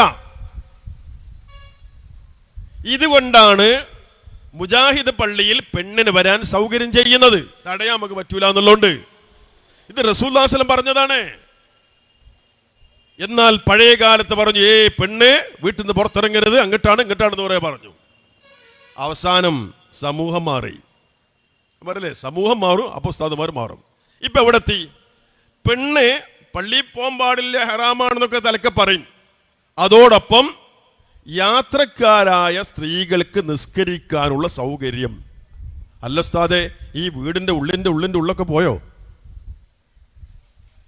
സംഭവം എന്താ അറിയോ? പെണ്ണുങ്ങൾ പുറത്തിറങ്ങാണ്, മുജാഹിദികൾ വയലും കേൾക്കുകയാണ്. പെണ്ണ് പള്ളിയിൽ പോകാൻ തടയാൻ പാടില്ലെന്ന് റസൂലുള്ളാഹി സ്വല്ലല്ലാഹു അലൈഹി വസല്ലം പറഞ്ഞിട്ടുണ്ട്. ഇത് കേൾക്കുകയാണ്. അപ്പൊ പിന്നെ എന്ത് ചെയ്യും? അവിടെ പള്ളി പോകുന്നു, അങ്ങാടി പോയ മുജാഹിദ് പള്ളി ഉണ്ടെങ്കിൽ ആ പള്ളിയിൽ അവിടെ പെണ്ണേക്ക് നിസ്കരിക്കാനുള്ള സൗകര്യമുള്ള സ്ഥലത്ത് പോയി നിസ്കരിക്കുന്നു. അപ്പൊ ഇനിയിപ്പോൾ അവിടെ ജുമയിൽ പങ്കെടുത്താണ്ട് ഖുത്ബയും എല്ലാം കേട്ട് ബലമാശി പേച്ചു പോകുമോ? അപ്പൊ എന്തായി? ഇവര് നിസ്കരിക്കാനുള്ള സൗകര്യം. ഒരു 10-25 കൊല്ലം മുമ്പ്, ഒരു 10-30 കൊല്ലം മുമ്പ് ഇങ്ങനൊരു സംഗതി നമ്മൾ ചിന്തിച്ചിരുന്നു. നമ്മുടെ ഉസ്താദുമാരോട് എഴുതിയൊക്കെ യാത്രക്കാരായ സ്ത്രീകൾക്ക് നിസ്കരിക്കാനുള്ള സൗകര്യം. എന്നിട്ട് പള്ളി ഇവിടെ ആണെങ്കിൽ പഴയ കാലത്ത് നിസ്കരിക്കാൻ സൗകര്യം ഓപ്പോസിറ്റ് സൈഡിലേ, അല്ലെങ്കിൽ കുറച്ച് അപ്പുറത്ത്, അല്ലെങ്കിൽ കുറച്ച് ഇപ്പുറത്തേന്. ഇപ്പോൾ മിക്കവാറും സ്ഥലത്ത് ആ ബിൽഡിങ്ങിനോട് ചേർന്നിട്ട് തന്നെയാണ്. ഇൻഷാ അല്ലാഹ് ഒരു 8-10 കൊല്ലം കഴിയുമ്പോൾ ഉള്ളിക്കണ് കയറിക്കോളും. ഇവിടത്തില്ലേ ഇതാ പറഞ്ഞത്. മുജാഹിദ് പ്രസ്ഥാനം ഇവിടെ പ്രവർത്തിച്ചിട്ടില്ലായിരുന്നെങ്കിൽ ഈ നാടിന്റെ ചിത്രം മറ്റൊന്നാകുമായിരുന്നു. പെണ്ണുങ്ങളുടെ സ്ഥിതി എന്താവും? ഇങ്ങനെ മാറ്റമുണ്ടായി. ഞാൻ പറയുന്നത്, ഈ മാറ്റങ്ങൾ, പരിവർത്തനങ്ങൾ വെറുതെ ഉണ്ടായതല്ല. ഇതിനിടയിൽ അതിശക്തമായ എതിർപ്പുകൾ ഉണ്ടായിട്ടുണ്ട്. അതിശക്തമായ എതിർപ്പുകൾ. മുജാഹിദ് പ്രസ്ഥാനത്തെ, അതിന്റെ പ്രവർത്തകരെ ബഹിഷ്കരിച്ച ചരിത്രമുണ്ടായിട്ടുണ്ട്. മുജാഹിദ് പ്രസ്ഥാനത്തിലെ ഒരു പ്രവർത്തകൻ മലപ്പുറം ജില്ലയിലെ തൃപ്പനച്ചിയിൽ മരിച്ചപ്പോൾ അയാളുടെ മയ്യത്ത് പള്ളി ഖബർസ്ഥാനിൽ ഖബറടക്കാൻ സമ്മതിച്ചില്ല. അയാളുടെ മയ്യത്ത് ഖബർസ്ഥാനിൽ ഖബറടക്കാൻ സമ്മതിച്ചില്ല. ആ പള്ളിയിടത്തെ കൊണ്ടുവന്നിട്ടുള്ള മയ്യത്ത് തിരിച്ച് വീട്ടിലേക്ക് കൊണ്ടുപോയി. വീട്ടുകാർ തിരിച്ച് ഇങ്ങോട്ട് പിന്നെയും കൊണ്ടുവന്നു. ഇവിടെ അങ്ങോട്ടും 6-7 ദിവസം മയ്യത്തോണ്ട് അങ്ങോട്ടും ഇങ്ങോട്ടും കൊണ്ടു നടന്നു. മഞ്ചേരി കോടതി കേസ് വന്നു. ആ സംഭവവുമായി ബന്ധപ്പെട്ടാണ് കോടതി ഉത്തരവുണ്ടായത്. ഒരു മുസ്ലിമിന്റെ മയ്യത്ത് ഖബറടക്ക് തടയാനും ഒരു മഹല്ല് കമ്മിറ്റിക്കും അധികാരമില്ല. അന്ന് വന്ന ഓർഡറാ. എന്താണ് ആ പാവം മൊല്ലാക്ക മുത്തനൂരിലാ മൊല്ലാക്ക ചെയ്ത തെറ്റ്? അള്ളാഹുവോട് മാത്രമേ വിളിച്ചു പ്രാർത്ഥിക്കൂ എന്ന് പറഞ്ഞു. മുഹമ്മദ് നബി സല്ലല്ലാഹു അലൈഹി വസല്ലം പഠിപ്പിച്ചതാണ് ദീനായി ഞാൻ സ്വീകരിക്കുക എന്ന് പ്രഖ്യാപിച്ചു. ഇതിന്റെ പേരിലാണ് പറയുന്നത്. ഇങ്ങനെയുള്ള വലിയൊരു ചരിത്രം ഇതിന്റെ പിന്നിലുണ്ട്. ഇങ്ങനെയാണ് ഈ സമൂഹത്തിൽ മാറ്റമുണ്ടായത്. ഈ നവോത്ഥാന പ്രവർത്തനങ്ങളുടെ പിന്നിൽ അതിശക്തമായ ആദർശരംഗത്തെ പ്രവർത്തനത്തിന്റെ പോരാട്ടങ്ങളുടെ, ആദർശ പോരാട്ടത്തിന്റെ ചരിത്രമുണ്ട്. പ്രിയമുള്ളവരെ, ഇങ്ങനെയൊക്കെയാണെങ്കിലും ഇനിയും സമൂഹത്തിൽ പലരും മാറാത്ത പ്രധാനപ്പെട്ട ചില തലങ്ങളുണ്ട്. അതിൽ ഒന്ന്, ഏറ്റവും പ്രധാനപ്പെട്ട ഒന്ന്, അള്ളാഹുവോട് മാത്രമായിരിക്കണം പ്രാർത്ഥിക്കേണ്ടതെന്ന് മുജാഹിദുകൾ ഈ സമൂഹത്തോട് പറയുന്നു. എന്നാൽ അത് സ്വീകരിക്കാൻ ഇപ്പോഴും സമൂഹത്തിലെ ചില ആളുകൾ രംഗത്ത് വന്നിട്ടില്ല. കുറേയൊക്കെ അൽഹംദുലില്ലാഹ് മാറ്റമുണ്ടായി. എന്നാലും ഇനിയും പലരും അറച്ചു നിൽക്കുകയാണ്, മടിച്ചു നിൽക്കുകയാണ്. ഞങ്ങൾ പറഞ്ഞത് അള്ളാഹുവോട് മാത്രമായിരിക്കണം പ്രാർത്ഥിക്കേണ്ടത്. ഇല്ലെങ്കിൽ അള്ളാഹിനോടല്ലാതെ പ്രാർത്ഥിച്ചാൽ അത് ശിർക്കാണ്. ശിർക്ക് ചെയ്താലോ ആ മനുഷ്യൻ ശാശ്വതമായി നരകത്തിലാണ്. പ്രിയമുള്ളവരെ, ശിർക്കോടൊരു മനുഷ്യൻ മരിച്ചു പോയാൽ ഒരു കാലത്തും അയാൾക്ക് രക്ഷപ്പെടാൻ സാധ്യമല്ലാത്ത നിലക്ക് ശാശ്വതമായി നരകത്തിലായിരിക്കും. അതുകൊണ്ട് ഗൗരവത്തോടെ മനസ്സിലാക്കണം, അള്ളാഹുവോട് മാത്രമായിരിക്കണം പ്രാർത്ഥിക്കേണ്ടത് എന്നീ സമൂഹത്തോട് ഞങ്ങൾ പറയുന്നു. ഉസ്താദുമാര് ചിലർ പറഞ്ഞു അത് പുത്തൻവാദമാണ് എന്ന്, അത് നവീന ആശയമാണ് എന്ന്, അത് ബിദ്അത്തിന്റെ ആശയമാണ് എന്ന്. എന്നാൽ പ്രിയമുള്ളവരെ, ലോകത്തിന്റെ സട്ടാവായ അല്ലാഹുവോട് മാത്രമായിരിക്കണം പ്രാർത്ഥിക്കേണ്ടത് എന്നത് പഴയ ആദർശമാണ്, പഴയ വാദമാണ്. അബൂന അബുൽ ബഷർ ആദം അലൈഹിസ്സലാത്തു വസ്സലാം, ഒന്നാമത്തെ മനുഷ്യൻ ആദം അലൈഹിസ്സലാത്തു വസ്സലാം. ഒന്നാമത്തെ മനുഷ്യൻ എന്നുള്ളത് ഇന്നിപ്പോ ചില മുസ്ലിയാക്കന്മാർ അവിടെയും പിത്തറുണ്ടാക്കി. അല്ലല്ല, റസൂലുള്ളാഹി സ്വല്ലല്ലാഹു അലൈഹി വസല്ലമയാണ് ഒന്നാമത്തെ മനുഷ്യൻ എന്നാണ്. ഒന്നാമത്തെ ആളാരാ? റസൂലുള്ളാഹി സ്വല്ലല്ലാഹു അലൈഹി വസല്ലമയാണ്. ആദ്യത്തെ മനുഷ്യനാരാ? അബൂന അബുൽ ബഷർ ആദം അലൈഹിസ്സലാത്തു വസ്സലാം. ആദം അലൈഹിസ്സലാത്തു വസ്സലാം പ്രാർത്ഥിക്കുന്നു, റബ്ബന ളലംനാ അൻഫുസനാ വഇൻ ലം തഗ്ഫിർ ലനാ വതർഹംനാ ലനകൂനന്ന മിനൽ ഖാസിരീൻ. ആരോട്? അല്ലാഹുവോട്. ഈ ആദം അലൈഹിസ്സലാത്തു വസ്സലാം പ്രാർത്ഥിച്ച പോലെ അല്ലാഹുവോടായിരിക്കണേ പ്രാർത്ഥിക്കേണ്ടത് എന്ന് ഞങ്ങൾ ഈ സമൂഹത്തോട് പറയുന്നു. ഇത് തെറ്റാണോ? നമുക്കെല്ലാവർക്കും സ്വീകരിച്ചുകൂടെ? എല്ലാവർക്കും ഉൾക്കൊള്ളാൻ പറ്റിയ ആശയമല്ലേ അത്? ഇനിയോ, മഹാനായ നൂഹ് നബി അലൈഹിസ്സലാത്തു വസ്സലാം ഒന്നാമത്തെ റസൂലാണ്. ആ മഹാനായ നൂഹ് നബി അലൈഹിസ്സലാത്തു വസ്സലാമിന്റെ പ്രാർത്ഥന ഖുർആൻ പറയുന്നുണ്ട്, റബ്ബിഗ്ഫിർലി വലിവാലിദയ്യ വലിമൻ ദഖല ബൈതിയ മുഅ്മിനാ വലിൽ മുഅ്മിനീന വൽ മുഅ്മിനാത്ത്. അല്ലാഹുവേ, റബ്ബിഗ്ഫിർലി വലിവാലിദയ്യ, അല്ലാഹുവേ എനിക്കെന്റെ പാപം നീ പൊറുത്തു തരണേ അല്ലാ. നൂഹ് നബി അലൈഹിസ്സലാത്തു വസ്സലാം. അതുപോലെ എന്റെ മാതാപിതാക്കൾക്ക് നീ പൊറുക്കണേ അല്ലാ. വലിമൻ ദഖല ബൈതിയ മുഅ്മിനാ, എന്റെ വീട്ടിൽ ഈമാനോടെ പ്രവേശിച്ചവർക്കും നീ പൊറുക്കണേ അല്ലാ. വലിൽ മുഅ്മിനീന വൽ മുഅ്മിനാത്ത്, വിശ്വാസിനികൾക്കെല്ലാം നീ പൊറുക്കണേ എന്ന് നൂഹ് നബി അലൈഹിസ്സലാത്തു വസ്സലാം ദുആ ചെയ്തത് അല്ലാഹുവോടാണ്. ഞങ്ങൾ പറഞ്ഞത് ആ നൂഹ് നബി അലൈഹിസ്സലാത്തു വസ്സലാം ദുആ ചെയ്ത പോലെ അല്ലാഹുവോടായിരിക്കണം നമ്മളും ദുആ ചെയ്യേണ്ടത്. ഇത് പുതിയ വാദാണോ? നൂഹ് നബി അലൈഹിസ്സലാത്തു വസ്സലാം സ്വീകരിച്ച ആശയല്ലേ? നമ്മൾ സ്വീകരിക്കേണ്ട ആശയല്ലേ? ആ നൂഹ് നബി അലൈഹിസ്സലാത്തു വസ്സലാം പറഞ്ഞത് ആദം നബിയോടായിരുന്നോ? ഹവ്വാ ബീവിയോടായിരുന്നോ? ഇദ്രീസ് നബിയോടായിരുന്നോ? അല്ലാഹുവോടല്ലേ? നിങ്ങൾ ആലോചിച്ച് നോക്കി. നമ്മുടെ നാട്ടില്, ഞാൻ കുറ്റപ്പെടുത്താൻ വേണ്ടി പറയല്ല, ഈ മങ്കൂസ് മൗലിദ് ഉണ്ടല്ലോ. ഈ മങ്കൂസ് മൗലിദിൽ നമ്മുടെ നാട്ടിലെ ആൾക്കാർ ചൊല്ലിക്കൊണ്ടിരിക്കണം എന്താ? ഞങ്ങൾ എതിർക്കാനുള്ള ഒരു കാരണം എന്താ? ഇർതകബതു അലൽ ഖത്വാ ഗൈറ ഹസുരിൻ വഅദദ് ലക അഷ്കൂ ഫീഹി യാ സയ്യിദി ഖൈറൻ നബി. എന്താണ്? ഞാൻ കുറെ തെറ്റുകൾ ചെയ്തു പോയിട്ടുണ്ട്, കയ്യും കണക്കുമില്ലാതെ.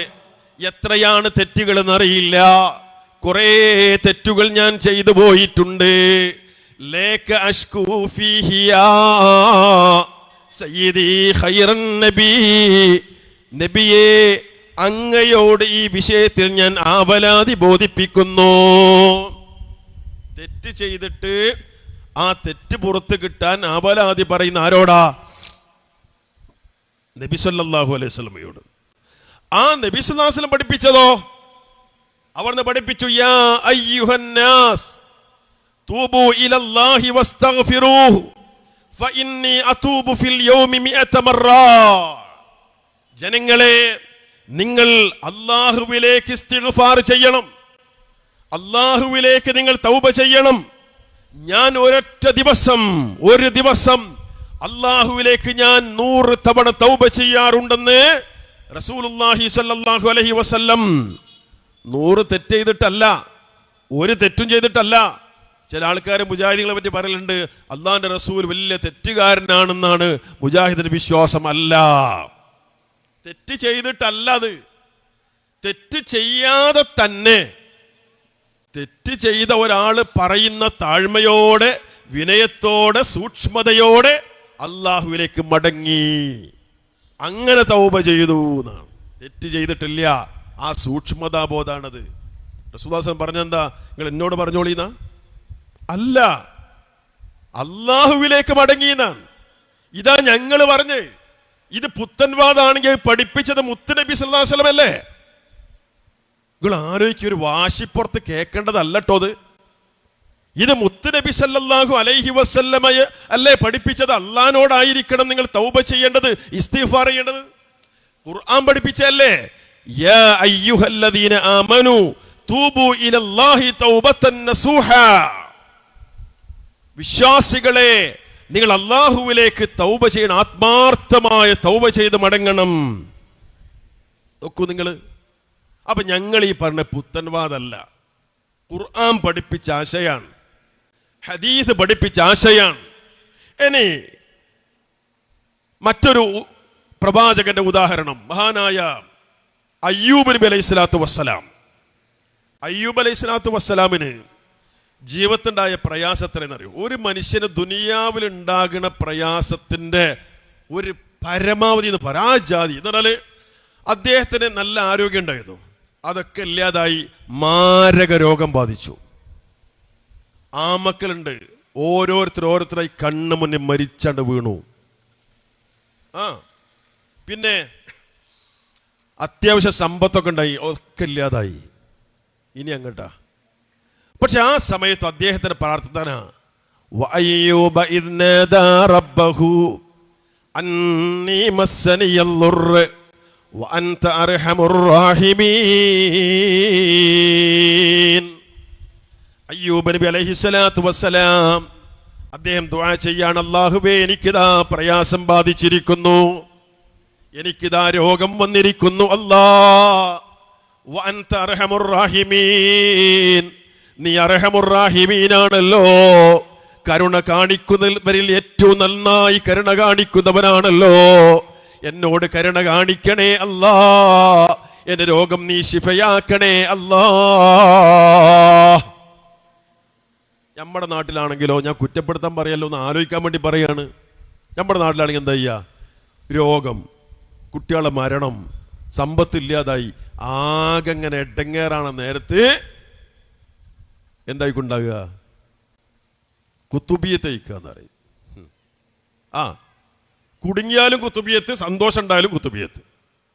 വല്ല കടും കള്ളിയൊക്കെ പാടെ വന്ന് എടങ്ങേറായി നിൽക്കുകയാണെങ്കിലും കുത്തുബിയത്ത്.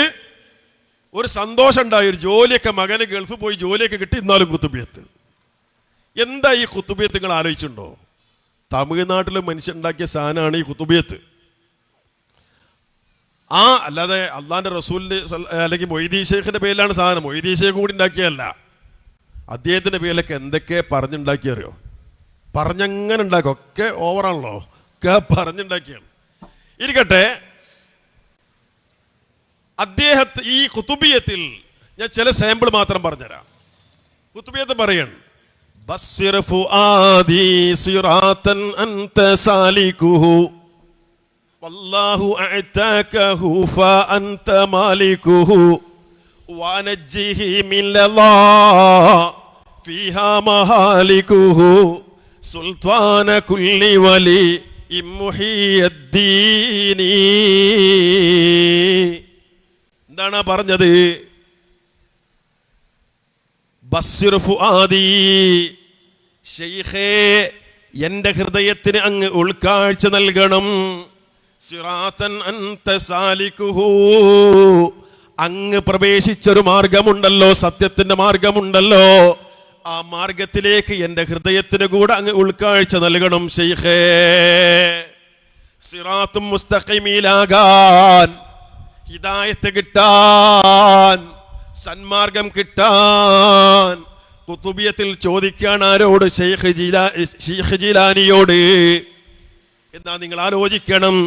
നമ്മളൊക്കെ നിസ്കരിക്കുമ്പോൾ വരെ ഇന്നും സൂറത്തുൽ ഫാത്തിഹ ഓതിയപ്പോൾ പറഞ്ഞതാണ്, ഇഹ്ദിനസ് സിറാത്തുൽ മുസ്തഖീം, അല്ലാ നീ ഞങ്ങളെ നേരായ മാർഗത്തിൽ വഴി നടത്തണേ. നിങ്ങൾക്കറിയുമോ, മഹാനായ റസൂലുള്ളാഹി സ്വല്ലല്ലാഹു അലൈഹി വസല്ലം അവിടുന്ന് തൻ്റെ മൂത്താപ്പ അബൂ ത്വാലിബ് ഇസ്ലാം സ്വീകരിക്കാതെ മരിച്ചുപോയ ആളാണല്ലോ. അവിടെയും കൺഫ്യൂഷൻ ഉണ്ടാക്കി ഇപ്പൊ മുസ്ലിയാക്കന്മാര്. ഒരു മുസ്ലിയാർ പറയാണ് അബൂ ത്വാലിബ് റളിയല്ലാഹു അൻഹു എന്തും പറയും, എല്ലാ പുറത്തും വിട്ടുകണ്. ഒരു മുസ്ലിയാർ പറയാണ് അബൂ ത്വാലിബ് റളിയല്ലാഹു അൻഹു ഇരിക്കട്ടെ. ആ അബൂ ത്വാലിബ് ഹിദായത്ത് കിട്ടാതെയാ മരിച്ചു പോയത്. നബി സല്ലല്ലാഹു അലൈഹി വസല്ലമയുടെ മൂത്താപ്പയായിരുന്നു. അദ്ദേഹം വിശ്വസിക്കാതിരുന്ന അവസ്ഥയിൽ പോലും അല്ലാഹുവിന്റെ റസൂൽ സല്ലല്ലാഹു അലൈഹി വസല്ലമയുടെ പ്രബോധന പ്രവർത്തനങ്ങൾക്ക് താങ്ങും തണലുമായി നിന്ന വ്യക്തിയാണ്. ഒരിക്കൽ ഖുറൈശി പ്രമുഖർ അദ്ദേഹത്തിന്റെ അരികിൽ വന്ന് പറയുന്നുണ്ട്, അബൂ ത്വാലിബേ, നിങ്ങൾ ഞങ്ങളെ കാരണവരാണ്, നിങ്ങളെ വാക്കിന് നാട്ടിൽ വിലയുണ്ട്, നിങ്ങളുടെ സഹോദരപുത്രൻ ഇതാ ഈ ജാതി ചില പുത്തൻവാദമായിട്ടാണല്ലോ നടക്കുന്നത്, അവന്റെ വിശ്വാസമായിട്ട് അവൻ പോയിക്കോട്ടെ, പക്ഷെ അതൊന്ന് പുറത്ത് പറയരുത്, നിങ്ങൾ പറയണം. അദ്ദേഹം പറഞ്ഞു ഞാൻ പറഞ്ഞു നോക്കാന്ന്. റസൂലുള്ളാഹി സ്വല്ലല്ലാഹു അലൈഹി വീട്ടിലില്ലായിരുന്നു. വന്ന ശേഷം അബൂ ത്വാലിബ് പറഞ്ഞപ്പോ അവിടെ നിന്ന് പറഞ്ഞത്, മുത്താപ്പ നിങ്ങളുടെ സംരക്ഷണത്തിന് ഞാൻ മാറി നിന്നോളാം, എന്നെ കൊണ്ട് നിങ്ങൾ ഇടങ്ങാറാവണ്ട, ഞാൻ ഈ ദൗത്യം പൂർത്തീകരിക്കുക തന്നെ ചെയ്യും, ആ രംഗത്ത് മരിച്ചു വീഴേണ്ടി വന്നാലും ഞാൻ തയ്യാറാണ്. തന്റെ സഹോദരപുത്രന്റെ ധൈര്യം കണ്ടപ്പോ അബൂ ത്വാലിബ് വല്ലാത്തൊരു വർത്തമാനം പറഞ്ഞു, വല്ലാഹി ലൻ യസിലു ഇലൈക ബിജംഇഹിം ഹത്താ ഉവസ്സദാ ഫിത്തുറാബി ദഫീനാ. മോനെ മുഹമ്മദേ, നീ ധൈര്യത്തോടെ മുന്നോട്ട് പോയിക്കോ, നിനക്ക് വേണ്ട എല്ലാ സപ്പോർട്ടും ഞാൻ മരിക്കുന്നത് വരെ തരും, ഞാൻ മരിച്ച് ഈ മണ്ണ് തലയണാക്കി കിടക്കുന്നത് വരെ എല്ലാ സപ്പോർട്ടും ഞാൻ നിനക്ക് തരാം മുഹമ്മദ് എന്ന് ആ മൂത്താപ്പ പറഞ്ഞു. പക്ഷെ മൂത്താപ്പ വിശ്വസിച്ചില്ല. എത്ര ആഗ്രഹം ഉണ്ടായിരുന്നു റസൂലുള്ളാഹി സ്വല്ലല്ലാഹു അലൈഹി വസല്ലം, അറിയോ ഒന്ന് വിശ്വസിച്ച് കിട്ടാൻ. ആ റസൂലുള്ളാഹി സ്വല്ലല്ലാഹു അലൈഹി വസല്ലം ഹിദായത്ത് കൊടുത്തോ? റസൂലുള്ളാഹി സ്വല്ലല്ലാഹു അലൈഹി വസല്ലം കഴിഞ്ഞോതിന് ഇല്ല. അവിടുന്ന് പലവട്ടം പറഞ്ഞു, മരിക്കുന്നതിന് തൊട്ടുമ്പ് വരെ പറഞ്ഞു, യാ അമ്മി ഖുൽ ലാ ഇലാഹ ഇല്ലല്ലാഹ് കലിമതൻ ഉഹജ്ജു ബിഹാ ഇൻദല്ലാഹ്. മുത്താപ്പ ഒന്ന് പറയുങ്ങൾ ലാ ഇലാഹ ഇല്ലല്ലാഹ്, അല്ലാഹുവിന്റെ അടുക്കൽ എനിക്ക് പറഞ്ഞു നോക്കാലോ, നിങ്ങളൊന്ന് പറയ്. മൂത്താപ്പ എന്ത് ചെയ്തരോ? മൂത്താപ്പ ഇങ്ങനെ മരിക്കാൻ കിടക്കാണ്, ഇങ്ങനെ കാരണന്മാരൊന്നും ഇങ്ങനെ നോക്കി, അവിടെയൊക്കെ കാത്തിക്കണ കാരണന്മാരുണ്ട്. ഈ കാരണന്മാരെങ്ങനെ നോക്കിയിട്ട് പറഞ്ഞു, മുഹമ്മദേ ഈ പറഞ്ഞ സംഗതിയാണ് ശരിയെന്ന് എനിക്കറിയാം, പക്ഷെ ഞാൻ ഇപ്പം അത് വിശ്വസിച്ച് മരിച്ചു പോയാൽ നാളെ പിറ്റേന്ന് എന്നെ പറ്റി എന്താ പറയാ? കണ്ടോ, അവസാനം വെച്ച് പേഴ്ച്ചു പോയി എന്ന് പറയില്ലേ, അത് എന്നെ പറ്റി പറയുന്നത് എനിക്കിഷ്ടല്ല. അതുകൊണ്ട് അലാ മില്ലത്തി അബ്ദുൽ മുത്തലിബ്, അബ്ദുൽ മുത്തലിബിന്റെ മില്ലത്തില് എന്നും പറഞ്ഞ് മരിച്ചാണ് പോയി. അള്ളാന്റെ റസൂൽ സല്ലല്ലാഹു അലൈഹി വസല്ലം കരഞ്ഞിട്ട് ഇറങ്ങിപ്പോരുന്നു. കരഞ്ഞിട്ട് അല്ലാഹയത്തിറക്കി, ഇന്നക ലാ തഹ്ദീ മൻ അഹ്ബബ്ത വലാകിൻ അല്ലാഹ യഹ്ദീ മൻ യശാ.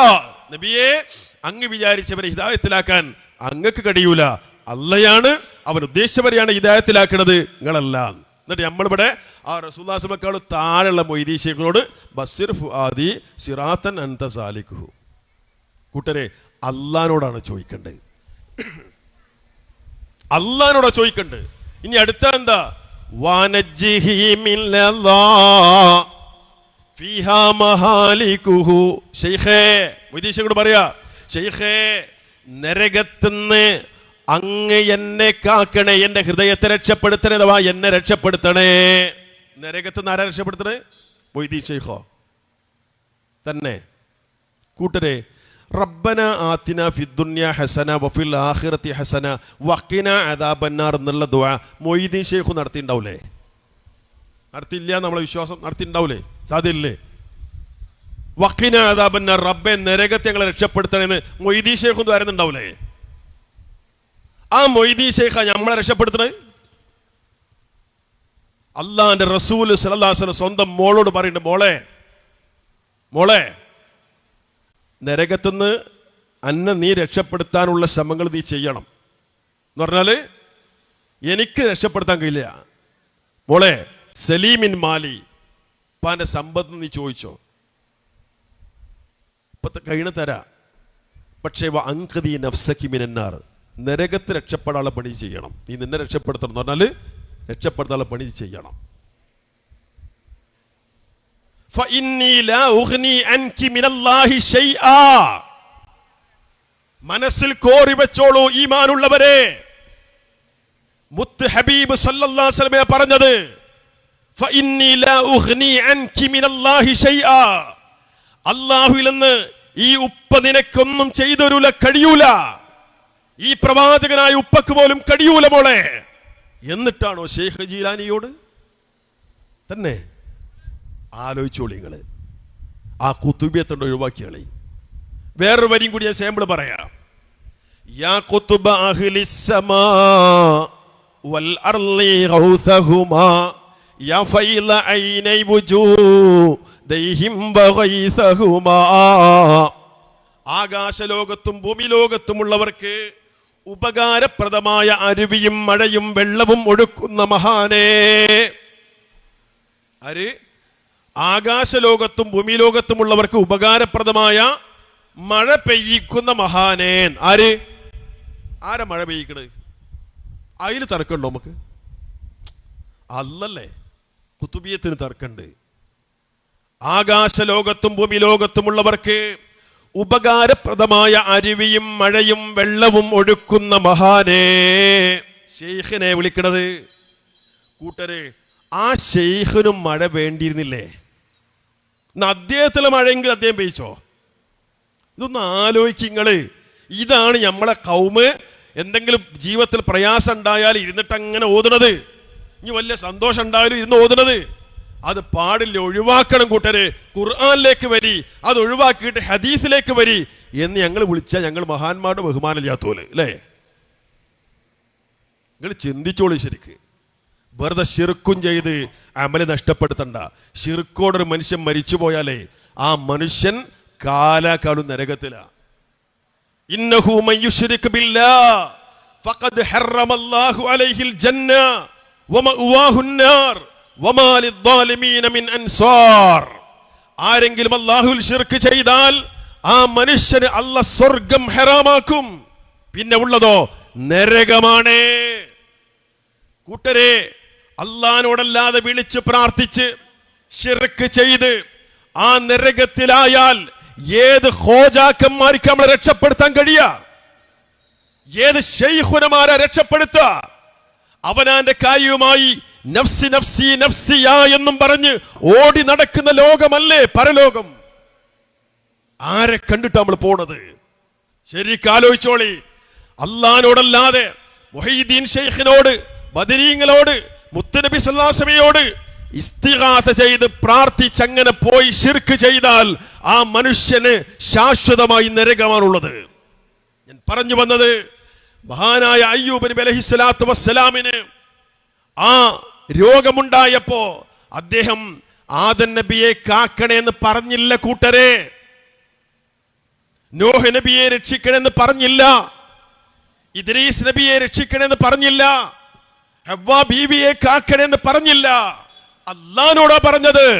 ആ അയ്യൂബ് അലൈഹിസ്സലാത്തു വസ്സലാം ചെയ്ത പോലെ അല്ലാഹുവോടായിരിക്കണേ നമ്മളും പറയേണ്ടത് എന്ന് ഞങ്ങൾ പറഞ്ഞാൽ ഞങ്ങൾ ഭിന്നിപ്പിന്റെ ആൾക്കാരോ, ഞങ്ങൾ ബിദഈകളോ, ഞങ്ങൾ മഹാന്മാരോട് സ്നേഹമില്ലാത്തവരോ? സ്വസ്ഥമായിരുന്നു ആലോചിക്കണം. ഇനി നിങ്ങൾ നോക്ക്, ഖലീലുല്ലാഹി ഇബ്രാഹിം അലൈഹിസ്സലാത്തു വസ്സലാം, അദ്ദേഹം അറിയില്ലേ നമുക്ക്, സന്താനമില്ലാതെ കുറെ കാലം വിഷമിച്ച പ്രവാചകനാണ്. വാർദ്ധക്യത്തിലാണ് കുട്ടി ഉണ്ടാകുന്നത്. അദ്ദേഹത്തിന്റെ പ്രാർത്ഥന ആരോടാ? അല്ലാഹുവോട്. റബ്ബി ഹബ്ലി മിനസ് സ്വാലിഹീൻ, റബ്ബേ സ്വാലിഹായ സന്താനത്തെ തരണേ എന്ന് അല്ലാഹുവോട് അദ്ദേഹം ദുആ ചെയ്തത്. ഞങ്ങളും പറഞ്ഞത് ആ ഖലീലുല്ലാഹി ഇബ്രാഹിം അലൈഹിസ്സലാത്തു വസ്സലാം, ഇമാമുൻ നാസ് ഇബ്രാഹിം അലൈഹിസ്സലാത്തു വസ്സലാം ദുആ ചെയ്ത പോലെ അല്ലാഹുവോടായിരിക്കണം ദുആ ചെയ്യേണ്ടത്. ആ മക്കളില്ലാതെ വിഷമിച്ച പ്രയാസപ്പെട്ട ഖലീലുല്ലാഹി ഇബ്രാഹിം അലൈഹിസ്സലാത്തു വസ്സലാം നൂഹ് നബിയെ എന്ന് ചോദിച്ചില്ല, ആദം നബിയെ എന്ന് പറഞ്ഞില്ല, ഹവ്വാബിയുടെ സഹായം ചോദിച്ചില്ല. ഇനി നമ്മളെ നാട്ടിൽ ആലോചിച്ച് നോക്കി നിങ്ങള്. വിവാഹം കഴിഞ്ഞ് 5, 8, 10 കൊല്ലായി കുട്ടികളില്ല. ട്രീറ്റ്മെന്റ് ഒക്കെ നടത്തുന്നുണ്ട്, IVF ചികിത്സയൊക്കെ നടത്തുന്നുണ്ട്, കുട്ടിയില്ല. എങ്ങോട്ട് പോവും? ചില ജാറത്തുങ്ങളിലേക്ക് പോകും അല്ലേ? ഉതുപൊന്നാനി, മുനമ്പത്ത്, ബീവി അല്ലേ? ഇങ്ങനെ പോറങ്ങിയിട്ട് മമ്പുറത്ത്. ഞാൻ കുറ്റപ്പെടുത്താനല്ല, പോണോലെ കുറ്റപ്പെടുത്താനല്ല പറഞ്ഞത്, ഇങ്ങനല്ലേ നടക്കല്. ഇബ്രാഹിം അലൈഹിസ്സലാത്തു വസ്സലാം സന്താനമില്ലാതെ പ്രയാസപ്പെട്ടപ്പോൾ അദ്ദേഹം നൂഹ് നബിന്റെ ജാറം തെരഞ്ഞു പോയോ? ഈ ജാറം തെരഞ്ഞു പോകാതെ അവിടുന്ന് ദ്വാരതോ? ഇല്ലല്ലോ. അള്ളാനോടല്ലേ പറഞ്ഞത്. കൂട്ടരെ, ഇതല്ലേ ഞങ്ങൾ പറഞ്ഞ്? ഇത് തെറ്റാണ്, സ്വീകരിക്കാൻ പറ്റാത്ത ആശയാണ്. നിങ്ങൾക്ക് തോന്നുന്നുണ്ടോ? പറഞ്ഞരാ. ശിർക്ക് ചെയ്ത് മരിച്ചു പോയാൽ ആ മനുഷ്യൻ ശാശ്വതമായി നരകത്തിൽ. തീർന്നില്ല, ആ മനുഷ്യന്റെ മുഴുവൻ അമലും നഷ്ടത്തിൽ. ആ മനുഷ്യന്റെ നിസ്കാരം അല്ലെടുക്കൂല, അയാളുടെ നോമ്പ് അല്ലെടുക്കൂല. നബി സല്ലല്ലാഹു അലൈഹി വസല്ലം പറഞ്ഞു, വലഖദ് ഊഹിയ ഇലൈക വഇലല്ലദീന മിൻ ഖബ്ലിക ലഇൻ അശ്റക്ത ലയഹ്ബതന്ന അമലുക വലതകൂനന്ന മിനൽ ഖാസിരീൻ. നബിയേ, താങ്കൾക്ക് വഹയി നൽകപ്പെട്ടിട്ടുണ്ട്. താങ്കൾക്ക് മാത്രമല്ല, താങ്കൾക്കും കഴിഞ്ഞു പോയ മുഴുവൻ പ്രവാചകന്മാർക്കും വഹയി നൽകപ്പെട്ടിട്ടുണ്ട്. നിങ്ങൾ ശിർക്ക് ചെയ്താൽ നിങ്ങളുടെ അമല് പൊളിഞ്ഞു പോകും, നിങ്ങൾ നഷ്ടക്കാരിൽ പെട്ടുപോകും എന്ന്. ശിർക്ക് ചെയ്തിട്ടല്ല, റസൂലുള്ളാഹി സ്വല്ലല്ലാഹു അലൈഹി വസല്ലം ശിർക്ക് ചെയ്തിട്ടല്ല. ശിർക്കിന് ഇത്ര ഗൗരവമുണ്ടെന്ന് ഈ ഉമ്മത്തിനെ പഠിപ്പിക്കുകയാണല്ല. കൂട്ടരെ, നമ്മുടെ അടുത്ത് ശിർക്ക് വന്നാൽ ഒരു അമലും അല്ലെടുക്കൂല. അതുകൊണ്ട് ഞങ്ങൾ പറയാണ്, അള്ളാനെ സാക്ഷി നിർത്തി പറയാണ്, ഈ അമ്പിയാക്കളൊക്കെ ആദം അലൈഹിസ്സലാത്തു വസ്സലാം പ്രാർത്ഥിച്ച പോലെ, നൂഹ് നബി അലൈഹിസ്സലാത്തു വസ്സലാം പ്രാർത്ഥിച്ച പോലെ, ഇബ്രാഹിം അലൈഹിസ്സലാത്തു വസ്സലാം പ്രാർത്ഥിച്ച പോലെ, അയ്യൂബ് അലൈഹിസ്സലാത്തു വസ്സലാം പ്രാർത്ഥിച്ച പോലെ, ലോകത്ത് വന്ന പ്രവാചകന്മാരൊക്കെയും പ്രാർത്ഥിച്ച പോലെ അള്ളാഹുവോട് മാത്രം പ്രാർത്ഥിക്കണമെന്നല്ലേ ഞങ്ങൾ പറഞ്ഞത്? ഇതല്ലേ ഞങ്ങൾ പറഞ്ഞത്? ഇനിയോ, മഹാനായ സക്കരിയ നബി അലൈഹിസ്സലാത്തു വസ്സലാം കുട്ടിയില്ലാതെ അദ്ദേഹം വിഷമിച്ചിട്ടുണ്ട് കുറെ കാലം. അദ്ദേഹത്തിന്റെ പ്രാർത്ഥന ഖുർആൻ പറയുന്നുണ്ട്, ഖാല റബ്ബി ഇന്നി വഹനൽ അൽമു മിന്നി വഷ്തഅല അർ-റഅസു ശൈബാ വലം അകും ബിദുആഇക റബ്ബി ശഖിയാ. അദ്ദേഹം ദുആ ചെയ്യാണ്, അല്ലാഹുവേ, എനിക്കിതാ പ്രായാധിക്യം കൊണ്ട് എല്ലുകൾ ദുർബലമായിട്ടുണ്ട്, പ്രായം കൊണ്ട് എന്റെ തലമുടിയെല്ലാം നിറച്ച് തിളങ്ങുന്നുണ്ട്. ഇങ്ങനെയൊക്കെ പ്രായാധിക്യമുണ്ടെങ്കിലും ദുർബലത ഉണ്ടെങ്കിലും വലം അകും ബിദുആഇക റബ്ബി ശഖിയാ, അല്ലാഹ്, നിന്നോട് പ്രാർത്ഥിക്കുന്നതിൽ ഞാൻ ദൗർഭാഗ്യവാനല്ല, നിരാശ ഇല്ല അല്ലാഹ് എനിക്ക്. പ്രാർത്ഥിച്ചതാരോടാ? സന്താന സൗഭാഗ്യത്തിന് വേണ്ടി അല്ലാഹ്നോട്. ഇവരൊക്കെ വഹാബികളോ? ഈ അമ്പിയാക്കളൊക്കെ പിഴച്ചോരോ? ഈ അമ്പിയാക്കളൊക്കെ പുത്തൻവാദികളോ? ഈ പ്രവാചകന്മാരൊക്കെയും ബിദഈകളോ? ഈ ചോദ്യങ്ങൾ നിങ്ങളുടെ മനസ്സിൽ തറഞ്ഞു നിൽക്കണം. ഇന്ന് പോയിട്ടൊന്ന് ആലോചിക്കണം. എന്തൊക്കെയോ ചിലതുണ്ടല്ലോ റബ്ബേ, അതിൽ ആലോചിക്കണം നിങ്ങൾ. ഇനി അല്ലാഹുവോട് മാത്രമേ പ്രാർത്ഥിക്കാൻ പാടുള്ളൂ എന്ന് പറയുമ്പോ ചില സഹോദരങ്ങൾ തിരിച്ചിങ്ങോട്ട് ചോദിക്കാറുണ്ട്, അങ്ങനെയാണെങ്കിൽ നിങ്ങൾ ഡോക്ടറെ കാണുന്നില്ലേ,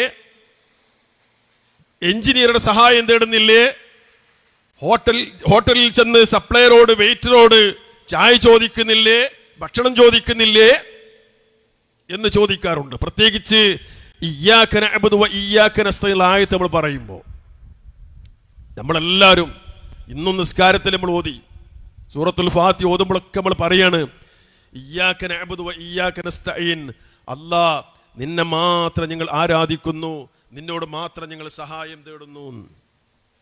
നമ്മളെല്ലാവരും പറയും, അതിൽ മുജാഹിദ് സമസ്താന്ന് വ്യത്യാസമില്ല, എല്ലാവരും പറയാണ് ഇയ്യാക നഅ്ബുദു വ ഇയ്യാക നസ്തഈൻ, അല്ലാഹുവേ, നിന്നെ മാത്രം ഞങ്ങൾ ആരാധിക്കുന്നു, നിന്നോട് മാത്രം ഞങ്ങൾ സഹായം തേടുന്നു. അത് കഴിഞ്ഞ് പള്ളിയിൽ നിന്ന് ഇങ്ങനെ ഇറങ്ങുമ്പോൾ ഒന്ന് ആ സ്റ്റെപ്പ് വഴുതി വീഴാൻ പോയാൽ മൊയ്തീൻ ശൈഖ് ഒറ്റവിളി, അല്ലെ ബദരീങ്ങൾ ഒറ്റവിളി. ഒരമ്മ വീട്ടുമുറ്റത്ത് ഇങ്ങനെ അടിച്ചു വരികയാണ്. അപ്പോൾ അടുത്തൊരു തെങ്ങുണ്ട്. അപ്പോൾ ഒരു 2.5-3 വയസ്സുള്ള കുട്ടി ഒപ്പം ഇങ്ങനെ നടക്കുന്നുണ്ട്. അതിൻ്റെ അടുത്തേക്ക് ആ തെങ്ങുമ്പോൾ തേങ്ങ വീണാൽ ബദരീങ്ങൾ എൻ്റെ കുട്ടി. വിളിയാണ്. ഈ ഇമ്മ എന്താ പറയണ്ടിനി? അല്ലാ എൻ്റെ കുട്ടീന്നതിന് അല്ലേ? ആ അമ്മ അന്ന് സുബഹിസ്കരിച്ച് പറഞ്ഞ എന്താ? ഇയ്യാക നഅ്ബുദു വ ഇയ്യാക നസ്തഈൻ. അല്ലാ, നിന്നെ മാത്രം ഞങ്ങൾ ആരാധിക്കുന്നു, നിന്നോട് മാത്രം ഞങ്ങൾ സഹായം തേടുന്നു, നിന്നോട് മാത്രം ഞങ്ങൾ സഹായം തേടുന്നു എന്നാണ് അമ്മ നിസ്കാരത്തിൽ സൂറത്തുൽ ഫാത്തിഹ ഓതിയപ്പോൾ പറഞ്ഞത്. ഇപ്പൊ സഹായം ചോദിച്ചതോ ആരോടാ? മൊയ്തീൻ ശേഖിനോട്. അപ്പൊ ചിലർ പറയും അതിപ്പോ നിങ്ങൾ ഡോക്ടറെ അടുത്ത് പോകണില്ലേ? അതേമാതിരിയാണ് അല്ലേ? അതേമാതിരിയാ.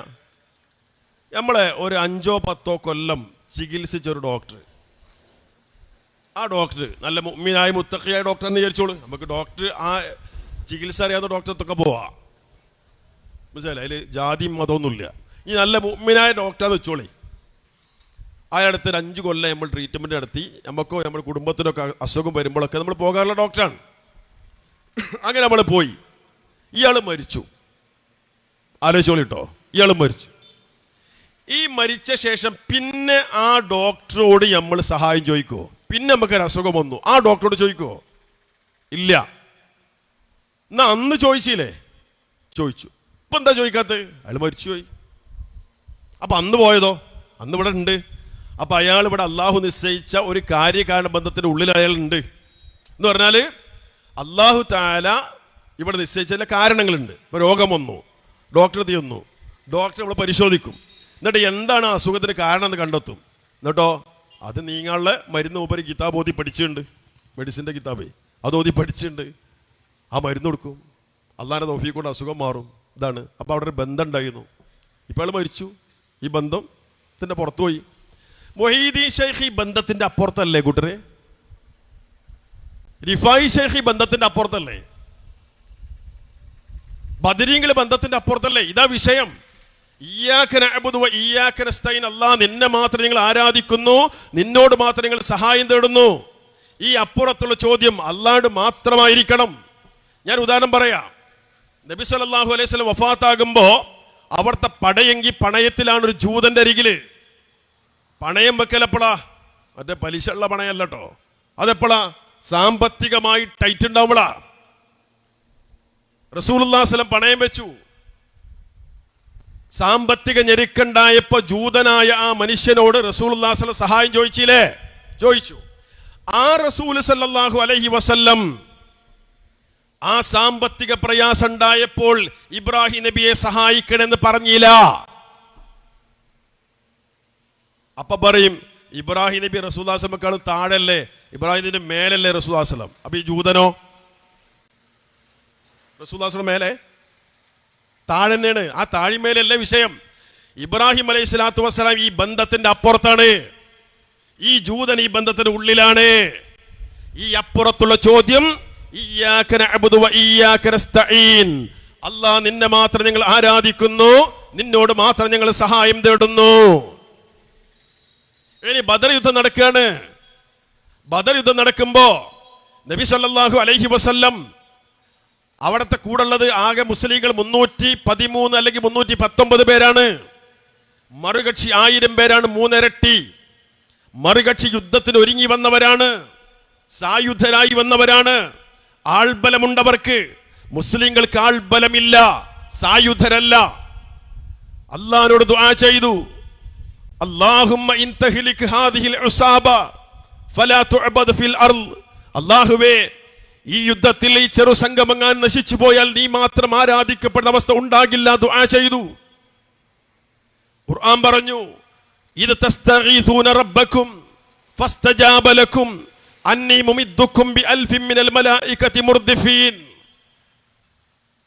നിങ്ങൾ നിങ്ങളുടെ റബ്ബിനോട് ഇസ്തിഗാസ ചെയ്ത സന്ദർഭം, മുസ്ലിങ്ങളെ, നിങ്ങളെ നിങ്ങളുടെ റബ്ബിനോട് ഇസ്തിഗാസ ചെയ്ത സന്ദർഭം, ഫസ്തജാബ ലക്കും, അപ്പൊ അല്ലാഹു ഉത്തരം നൽകി, അന്നി മുമിദ്ദുക്കും ബിഅൽഫിൻ മിനൽ മലായികതി മുർദിഫീൻ. 1000-ഓളം വരുന്ന മലക്കുകളെ തുടരെ അയച്ചുകൊണ്ട് നാം നിങ്ങളെ സഹായിക്കുമെന്ന്. നിങ്ങൾ ആലോചിക്ക്, റസൂലുള്ളാഹി ആ യുദ്ധം നടക്കുകയാണ്. റസൂലുള്ളാഹി സ്വല്ലല്ലാഹു അലൈഹി വസല്ലം അല്ലാഹുവോടാ ചോദിച്ചത് അല്ലേ? എന്നാൽ തന്റെ സ്വഹാബത്തിനോട് സഹായം ചോദിക്കുന്നുണ്ട്. അവിടെ ചോദിച്ചു സഹാബത്തിനോട്, സഹാബ, നമ്മളിതൊരു യുദ്ധത്തിലേക്ക് എടുത്തെറിയപ്പെട്ടിരിക്കുകയാണ്, നിങ്ങൾ സഹായിക്കൂലേ, എന്റെ കൂടെ ഉണ്ടാവൂലേ? സ്വഹാബത്ത് പറഞ്ഞു, അതേ നബിയെ, ഞങ്ങൾ ഉണ്ടാകും, ഉറച്ചു നിൽക്കും. സ്വഹാബത്തോട് സഹായം ചോദിച്ചില്ലേ? ചോദിച്ചു. അത് ഈ ബന്ധത്തിന്റെ ഉള്ളിലാണ്. ആ സ്വഹാബത്തിനോട് സഹായം ചോദിച്ച റസൂലുള്ളാഹി സ്വല്ലല്ലാഹു അലൈഹി വസല്ലം ചോദിച്ചില്ല. ആരോട്? ഇബ്രാഹിം നബിയോട്. കാരണം എന്താ? ഇബ്രാഹിം നബി ബന്ധത്തിന്റെ പുറത്താണ്. ഇയ്യാക നഅ്ബുദു വ ഇയ്യാക നസ്തഈൻ. ഈ പുറത്തുള്ളത് അല്ലാഹു. അതാണ് വ ഇയ്യാക നസ്തഈൻ. ഇതാണ് ഉറപ്പിച്ചാൽ ഈ മനസ്സിൽ ഇല്ല. ഇനിയും മുഹീദ്ദീൻ ശൈഖിനോട് ഇസ്തിഗാസ ചെയ്ത് ദുആ ചെയ്ത് സഹായം ചോദിച്ച് പോവാണെങ്കിൽ ആ ശിർക്കുമായി മരിച്ചു പോയാൽ ഒരാൾക്കും നരകത്തെ രക്ഷപ്പെടുത്താൻ കഴിയില്ല. നിങ്ങളുടെ നഷ്ടപ്പെട്ട അമലുകൾ തിരിച്ചു തരാൻ ഒരു ഖോജാക്കന്മാർക്കും നേതാക്കന്മാർക്കും കഴിയൂല. ഈ ബോധം മനസ്സിൽ കുറിച്ചിടുക പ്രിയമുള്ളവരെ. ഇനിയോ നിങ്ങൾ നോക്ക്, ഞങ്ങളെ പറ്റി പറയാറുണ്ട്, മുജാഹിദീങ്ങൾക്ക് അമ്പിയാക്കളില്ല, അമ്പിയാക്കളുടെ ബഹുമാനമില്ല, ഔലിയാക്കളുടെ സ്നേഹമില്ല, കറാമത്തിൽ വിശ്വാസമില്ല എന്നൊക്കെ. ഔലിയാക്കൾ ഞങ്ങൾ എതിർക്കൂല. ഔലിയാക്കൾ ഉണ്ട്. ഇപ്പൊ മറിയം ബീവി വലിയ വലിയത്തായിരുന്നു, ഞങ്ങൾ എതിർത്തിട്ടില്ല. അസ്ഹാബുൽ കഹ്ഫ് വലിയ ഔലിയാക്കളായിരുന്നു, ഞങ്ങൾ നിഷേധിച്ചിട്ടില്ല. ഓർക്കൊക്കെ വലിയ വലിയ കറാമത്തുണ്ടായിന്, ഞങ്ങൾ എതിർത്തിട്ടില്ല, എതിർക്കാൻ പറ്റൂല. അതിൻ്റെ പേരിൽ ഓരോട് ഇസ്തിഗാസ ചെയ്യരുത്. ഇപ്പോൾ റസൂലുള്ളാഹി സ്വല്ലല്ലാഹു അലൈഹി വസല്ലം ജീവിതത്തിൽ വിഷമമുണ്ടായപ്പോൾ അസ്ഹാബുൽ കഹ്ഫിനോട് സഹായം ചോദിച്ചിട്ടില്ല, സ്വഹാബത്തും ചോദിച്ചിട്ടില്ല, മറിയം ബീവിയോടും ചോദിച്ചിട്ടില്ല. ഇത് മനസ്സിലാക്കുക. ഇനി ഇതിൻ്റെ പേരിൽ പല ജാതി കഥയും പറയണം, കള്ളക്കഥകളടക്കം പറയണം. ഇപ്പം ഞാൻ ചില ഉദാഹരണം മാത്രം പറയും. ഇപ്പം CM വലിയുള്ള ആളുടെ പേരിൽ അറിയപ്പെടുന്ന ആളുണ്ടല്ലോ, മടവൂര് വലിയ എന്നുള്ള പേരിൽ അറിയപ്പെടുന്ന ആള്. ആ CM അദ്ദേഹത്തിൻ്റെ പേരിൽ എന്തൊക്കെയാ പറഞ്ഞിട്ടുണ്ടാക്കുക. ഞാൻ പറഞ്ഞല്ലോ, മരിച്ചോലെ ജീവിപ്പിച്ചു. പിന്നെ ഒരാൾ അയാളടുത്ത് ചെന്നിട്ട് പറഞ്ഞു അയാൾക്കുള്ള കുട്ടികളൊക്കെ പെൺകുട്ടികളാണ്. അപ്പോൾ സ്വാഭാവികമായിട്ട് ഞാൻ അടുത്ത കുട്ടി ആൺകുട്ടിയാണെന്ന് ബോധി ഉണ്ടാവുമല്ലോ. ഇയാൾ CMന്റെ അടുക്ക് ചെന്നിട്ട് പറഞ്ഞത്രേ, എനിക്കുള്ള കുട്ടികളൊക്കെ പെൺകുട്ടികളാണ്, ഇപ്പം ഭാര്യ ഗർഭിണിയാണ്, ഇതെങ്കിലൊന്ന് ആൺകുട്ടിയാകണം, ആൺകുട്ടിയാര് ബോധിണ്ട് എന്ന് പറഞ്ഞു. അപ്പോൾ CM പറഞ്ഞത്രേ, ഞാൻ അതിനെ ആൺകുട്ടിയാക്കിയിരിക്കുന്നു, ഞാനതിനെ ആൺകുട്ടിയാക്കിയിരിക്കുന്നു. വേറൊരാളുടെ വയറ്റിലൊരു മുഴ. അപ്പോഴോ ഈ മുഴ പല ഡോക്ടർമാരെയും കാണിച്ചു, എല്ലാവരും പറഞ്ഞത് ഓപ്പറേഷൻ നടത്തി അത് റിമൂവ് ചെയ്യണം. അങ്ങനെ ഇയാളെത്തുന്നു CMന്റെ അടുത്ത്. CM പറഞ്ഞത്രേ, ആ മുഴ ഞാൻ മാറ്റിയിരിക്കുന്നു. ആരായി ഞാൻ? അത് പറയുന്നേ, ഞാൻ മാറ്റിയിരിക്കുന്നു. ഇങ്ങനെ അങ്ങോട്ട് എന്തും പറഞ്ഞുണ്ടാക്കുക. വേറെ സ്ഥലത്ത് മൂപ്പര് ഹോട്ടലിൽ കയറി, ഒരു ചായപ്പീടിയിൽ കയറിയിട്ട് അവിടുന്ന് ഭക്ഷണമൊക്കെ കഴിച്ച് കുടിച്ച് ഇറങ്ങി. പൈസ കൊടുത്തില്ല. തിന്നതിനുള്ള കായ് കൊടുക്കാത്ത നല്ല വലിയാവൂലേ? നിങ്ങൾ ആലോചിച്ച് നോക്കിയാണ്. പൈസ കൊടുക്കാതെ പോവാണ്. ഹോട്ടലുകാരൻ പിടിച്ച് മൂപ്പര് ഡ്രസ്സൊക്കെ കഴിച്ച് ട്രൗസർമ മാത്രം നിർത്തി എന്നാണ് ഒരു ഉസ്താദിൻ്റെ പ്രസംഗ. ട്രൗസർമ മാത്രം നിർത്തി. എന്നിട്ട് മൂപ്പര് അപ്പുറത്ത് കുറച്ച് കല്ല് അട്ടിക്കിട്ടുണ്ടല്ലോ, അവിടെ അയിമ പോയി കിടന്ന്. മുസ്ലിയാരെ വയലാണ്. അങ്ങനെ കുറച്ച് കഴിഞ്ഞാൽ ഒരു ലോറിക്കാരൻ വന്ന് ആ ലോറി ഡ്രൈവർ അവിടെ ചായ അടിച്ചുകൊണ്ട് പോവാണ്. പോകുമ്പോൾ ഇയാൾ നിങ്ങൾ പോരണ വെച്ച് അങ്ങനെ വണ്ടി കയറ്റി കൊണ്ടുപോവാണ്. ആ കൊണ്ടുപോണ നേരത്ത് CM ഈ ഹോട്ടലാണ് കത്തിച്ചു. എങ്ങനെ? ചോദ്യമില്ല, കഥയിൽ ചോദ്യമില്ല കേട്ടോ. കത്തിച്ചു. ഹോട്ടലിൽ ചായ അടിച്ചിട്ടേ അതിൻ്റെ പൈസ വെച്ചാൽ ആ ഹോട്ടൽ കത്തിക്കുക. ഇതാണോ വലിയ? വലിയ എന്ന് പറഞ്ഞ ആരാ? അത് നമ്മൾ ആദ്യം മനസ്സിലാക്കണം.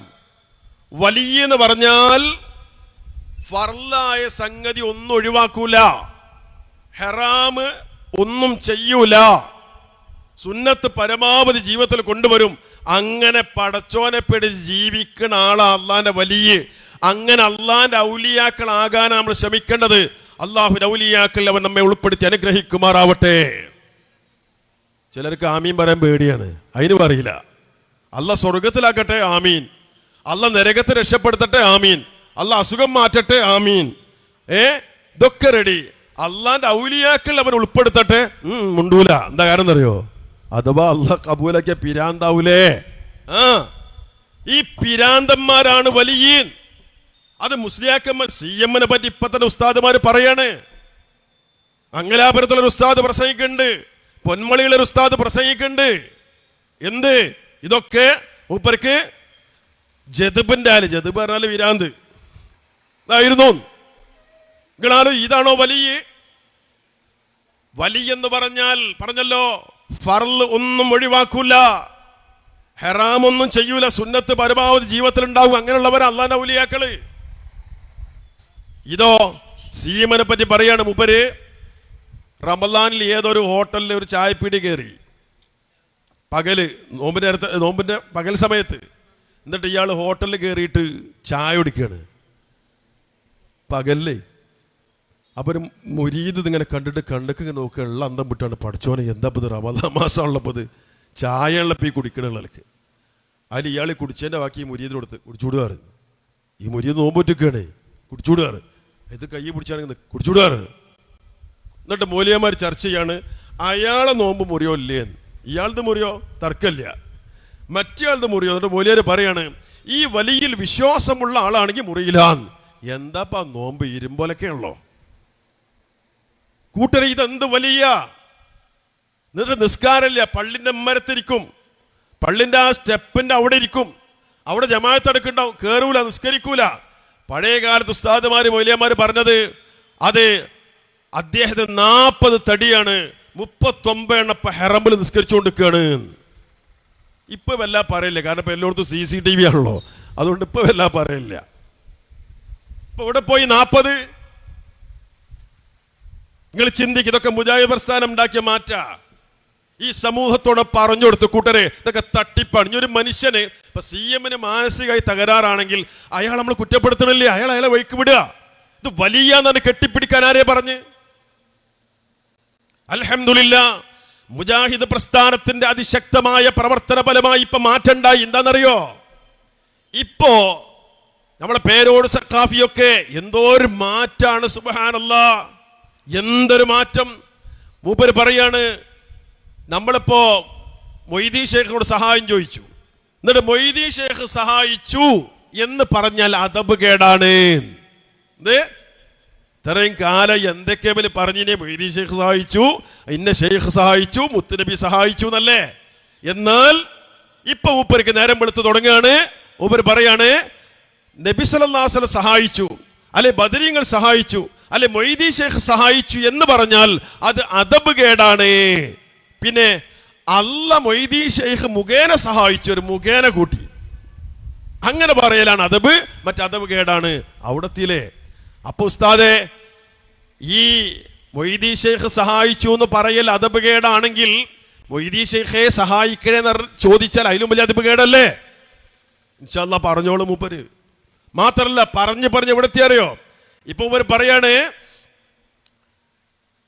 മൊയ്തീൻ ഷേഖെ രക്ഷിക്കണം, ഈ മുത്തുനബിയെ സഹായിക്കണമെന്ന് പറഞ്ഞാൽ മുത്തുനബി ചെയ്യണം എന്നല്ല, മുത്തുനബി ഇടപെടണം എന്നാണ് ഇതിനർത്ഥം. ഏതുപോലെ?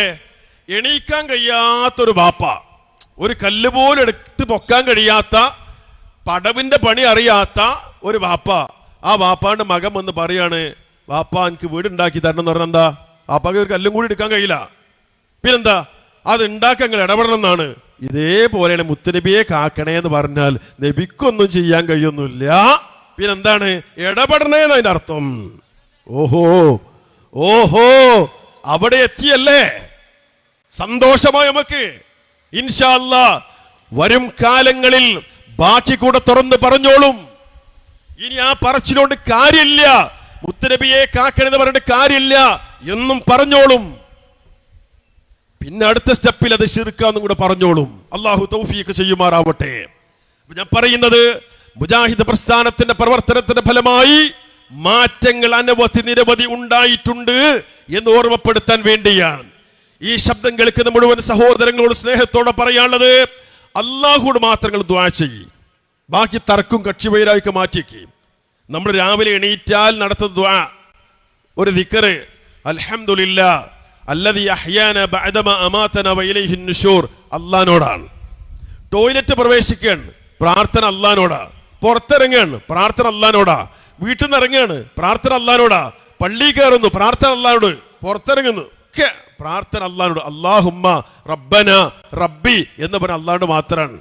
ജീവിതത്തിൽ എല്ലായ്പ്പോഴും അള്ളാഹുട് മാത്രമാണ് പ്രാർത്ഥിക്കേണ്ടതെന്നാണ് ഈ സമൂഹത്തോട് ഏറ്റവും പ്രാധാന്യത്തോടെ ഞങ്ങൾ പറഞ്ഞത്. നിങ്ങൾ സ്വീകരിക്കൂ. മറ്റു പലയിലും എല്ലാവരും മുജാഹിദായി, ഇതിലും കൂടിയാണ് സ്വീകരിച്ചാളി. എന്നാൽ ഈമാൻ രക്ഷപ്പെടും, പരലോകത്ത് രക്ഷപ്പെടാം, നരകത്ത് രക്ഷപ്പെടാം. പ്രിയമുള്ളവരെ, അത് സ്വീകരിക്കുക. ഇനി റസൂലുള്ളാഹി സ്വല്ലല്ലാഹു അലൈഹി വസല്ലം പഠിപ്പിച്ചതാണ് ദീനായി സ്വീകരിക്കേണ്ടത്. നമ്മുടെ വക ദീനിൽ പുതിയത് ഉണ്ടാക്കാൻ പാടില്ല. ഇതാണ് ഞങ്ങൾ ഈ സമൂഹത്തോട് പറയുന്ന മറ്റൊരു സംഗതി. ബിദ്അത്ത് ഉണ്ടാക്കാൻ പാടില്ല. ആരെങ്കിലും ഉണ്ടാക്കിയ ബിദ്അത്ത് ചെയ്യാനും പാടില്ല. ആ പറഞ്ഞ ഞങ്ങളെ പറ്റി പറയും ബിദ്അഴികൾ. നിങ്ങൾ ആലോചിച്ച് നോക്കിയാണ് വിരോധാഭാസം. ഞങ്ങൾ പറഞ്ഞ ബിദ്അത്ത് പാടില്ല, കൂട്ടരെ ചെയ്യാൻ പാടില്ല എന്ന്. എന്നിട്ട് ഞങ്ങളെ പറ്റി ബിദ്അഴികൾ. പുതിയത് ഉണ്ടാക്കാൻ പാടില്ല. ദീനിൽ പുതിയ കാര്യങ്ങൾ ഉണ്ടാക്കുന്നതാണ് ബിദ്അത്ത്. ആ ബിദ്അത്ത് ചെയ്യുന്ന മനുഷ്യന്മാർ, അവർക്ക് പരലോകത്ത് കടുത്ത ശിക്ഷയുണ്ട്. ഹൗലുൽ കൗസൽ വെള്ളം കുടിക്കാൻ അവർക്ക് അവസരമുണ്ടാകില്ല, അവിടുന്ന് ആട്ടപ്പെടും അവർ. അതുകൊണ്ട് നബി സല്ലല്ലാഹു അലൈഹി വസല്ലം പഠിപ്പിച്ച പോലെ ദീൻ സ്വീകരിക്കുക. ഇപ്പൊ ഞാൻ ഉദാഹരണം പറയാം, നീട്ടി പറയുന്നില്ല, ചുരുക്കുകയാണ്. എന്താണ്?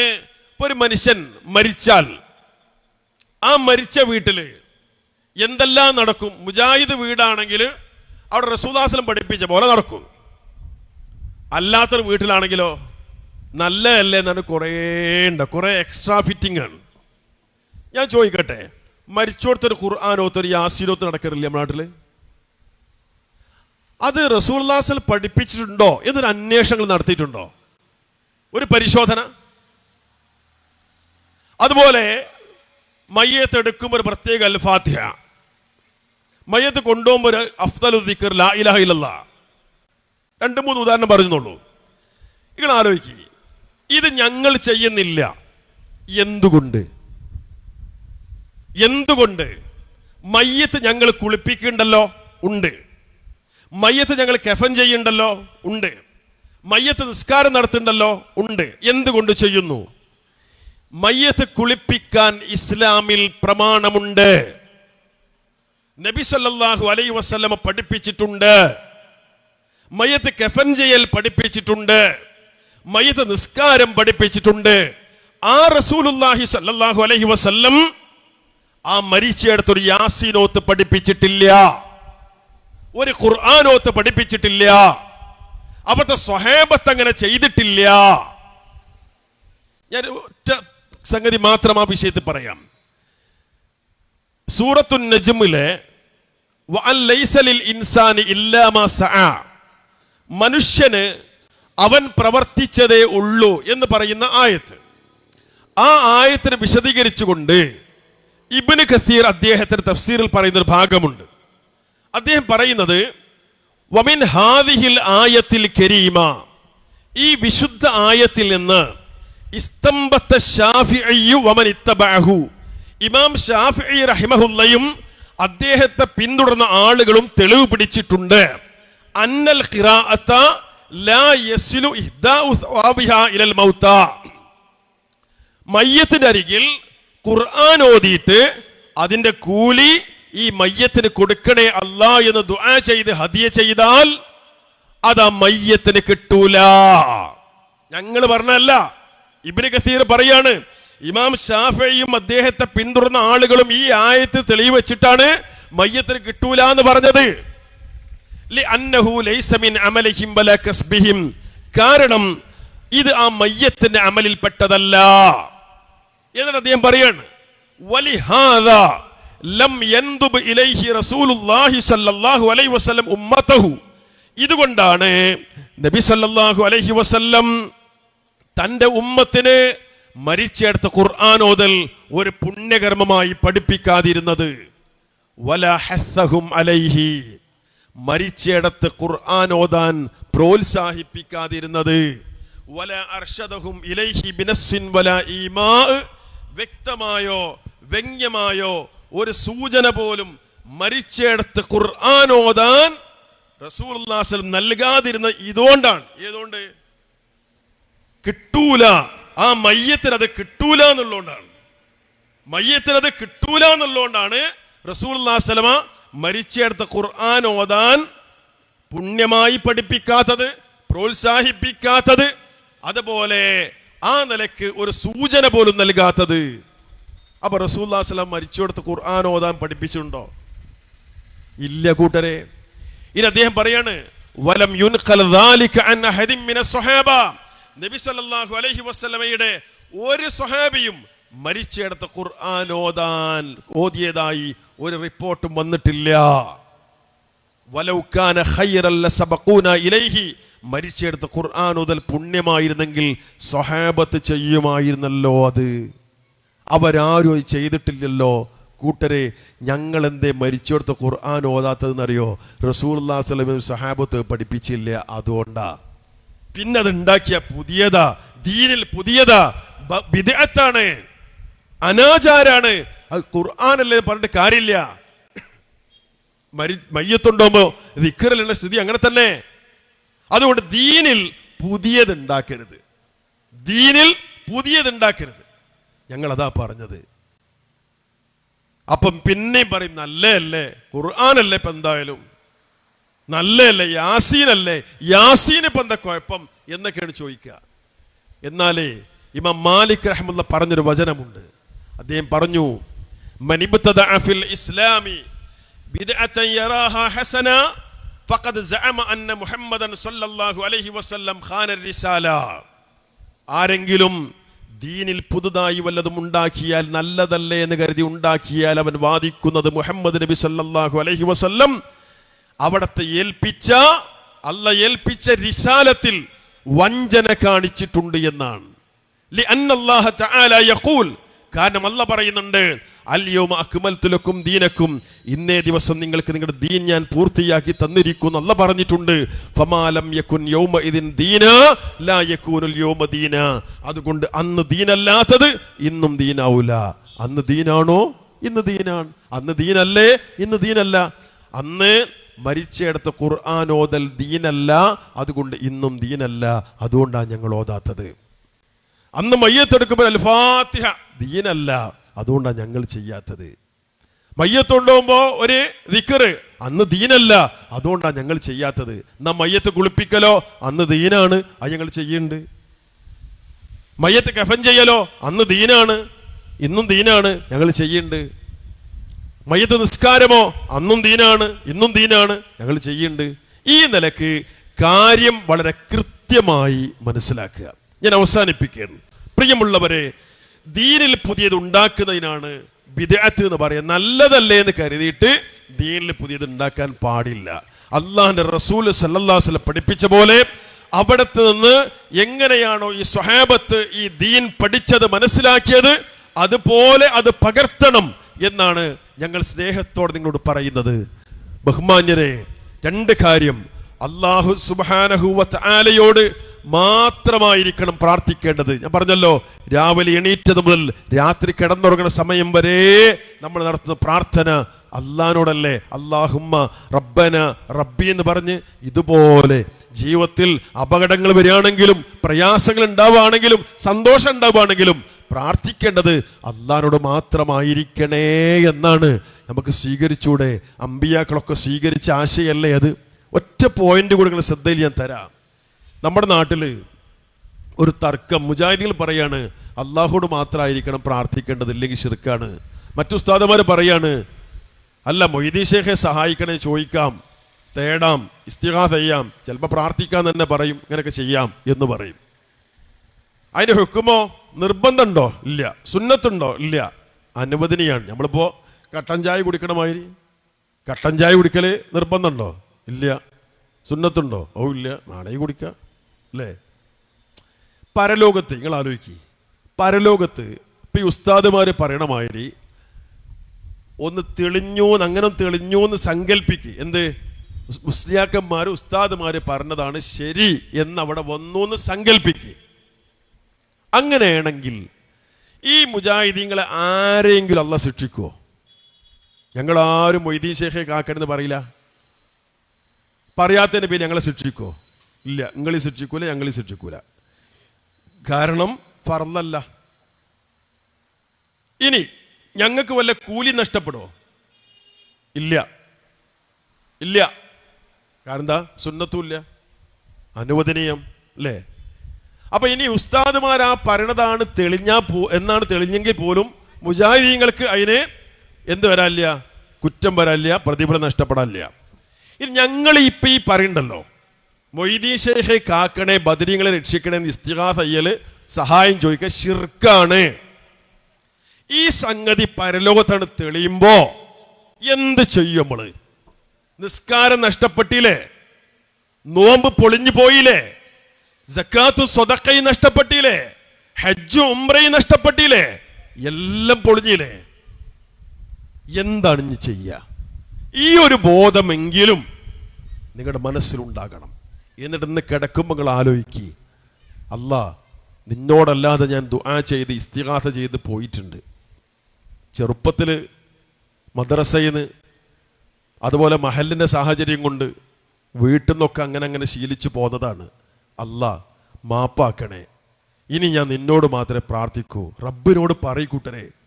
അങ്ങനെ അള്ളാഹുവോട് മാത്രം ദുആ ചെയ്യുക. ഞങ്ങൾ പറഞ്ഞത് കേരള നദത്തുൽ മുജാഹിദീനിൽ വന്നിട്ട് ഇവിടെ വന്നിട്ട് മെമ്പർഷിപ്പ് എടുത്ത് ഈ സംഘടന വലുതാക്കി തരണമൊന്നുമല്ല കൂട്ടരെ. ഈ സംഗതി നിങ്ങൾ സ്വീകരിക്കുക. നമുക്ക് ശ്വസിക്കാൻ ഓക്സിജൻ ഇവിടെ സജ്ജീകരിച്ചത് ആ അള്ളയാണ്. അതൊരു യാന്ത്രിക പ്രവർത്തനത്തിലൂടെ ശ്വസന സംവിധാനത്തിൽ അത് എടുക്കാനുള്ള സംവിധാനം വെച്ചത് അള്ളയാണ്. ആ മൂക്കും അതുപോലെ ശ്വാസനാളവും ശ്വാസകോശവും അത് രക്തത്തിൽ എത്തിക്കാനുള്ള സംവിധാനം ഇതൊക്കെ വെച്ച അള്ളയാണ് അല്ലേ? അതുകൊണ്ട് ആ റബ്ബിനോടാണ് പ്രാർത്ഥിക്കേണ്ടത് എന്നൊരു ലോജിക്കാണ് ഞങ്ങൾ പറഞ്ഞത്. പ്രിയമുള്ളവരെ, അത് നിങ്ങൾ സ്വീകരിക്കുക. അതാണ് വിശുദ്ധ ഖുർആൻ പഠിപ്പിച്ചത്, പ്രവാചകൻ സ്വല്ലല്ലാഹു അലൈഹി വസല്ലം പഠിപ്പിച്ചത്, ലോകത്ത് വന്ന പ്രവാചകന്മാരൊക്കെ സ്വീകരിച്ചത്. ഇവിടെ മുജാഹിദ് പ്രസ്ഥാനം നവോത്ഥാന പ്രവർത്തനങ്ങൾ പലതും ഉണ്ടാക്കി. ഈ രംഗത്ത് വിശുദ്ധ ഖുർആനിലേക്ക് ക്ഷണിച്ചുകൊണ്ട്, സുന്നത്തിലേക്ക് ക്ഷണിച്ചുകൊണ്ടാണ് നവോത്ഥാനം. അതാണ് പ്രവാചക മാതൃക. ഞാൻ ആമുഖത്തിൽ സൂചിപ്പിച്ചല്ലോ. അല്ലാതെ ഞങ്ങളുടെ വക എന്തെങ്കിലും പുതിയത് ഉണ്ടാക്കിക്കൊണ്ടല്ല. ആ കാര്യങ്ങൾ വളരെ കൃത്യമായി മനസ്സിലാക്കുകയും ഉൾക്കൊള്ളുകയും സത്യം മനസ്സിലാക്കാൻ ശ്രമിക്കുകയും സത്യം ബോധ്യമായി കിട്ടാൻ അള്ളാഹിനോട് ആത്മാർത്ഥമായി ദുആ ചെയ്യുകയും ചെയ്യണമെന്ന് പ്രത്യേകം ഉണർത്തുകയാണ്. അല്ലാഹു സുബ്ഹാനഹു വ തആല ഹഖായി മനസ്സിലാക്കാനും മരണം വരെ അത് സ്വീകരിച്ച് ജീവിക്കുവാനും ബാത്തിലിനെ ബാത്തിലായി തിരിച്ചറിഞ്ഞ് കൈയൊഴിക്കാനുമുള്ള തൗഫീഖ് നൽകി നമ്മെ എല്ലാം അനുഗ്രഹിക്കുമാറാവട്ടെ. വന്നുപോയ ദോഷങ്ങൾ അള്ളാഹു നമുക്കെല്ലാം പുറത്ത് മാപ്പ് നൽകി അനുഗ്രഹിക്കുമാറാവട്ടെ. രോഗികളായ പലരും നമ്മുടെ കൂട്ടത്തിലുണ്ട്. അള്ളാഹു സുബ്ഹാനഹു വ തആല ശിഫയും സലാമത്തും ആഫിയത്തും നൽകി അനുഗ്രഹിക്കുമാറാവട്ടെ. റബ്ബന ആതിന ഫിദ്ദുനിയ ഹസന വഫിൽ ആഖിറതി ഹസന വഖിന അദാബന്നാർ. റബ്ബന തഖബ്ബൽ മിന്ന ഇന്നക അൻതസ് സമീഉൽ അലീം വതുബ് അലൈനാ ഇന്നക അൻതത് തവ്വാബുർ റഹീം. ആമീൻ ബിറഹ്മതിക യാ അർഹമർ റഹീമീൻ. വൽഹംദുലില്ലാഹി റബ്ബിൽ ആലമീൻ. അസ്സലാമു അലൈക്കും വറഹ്മത്തുള്ളാഹി.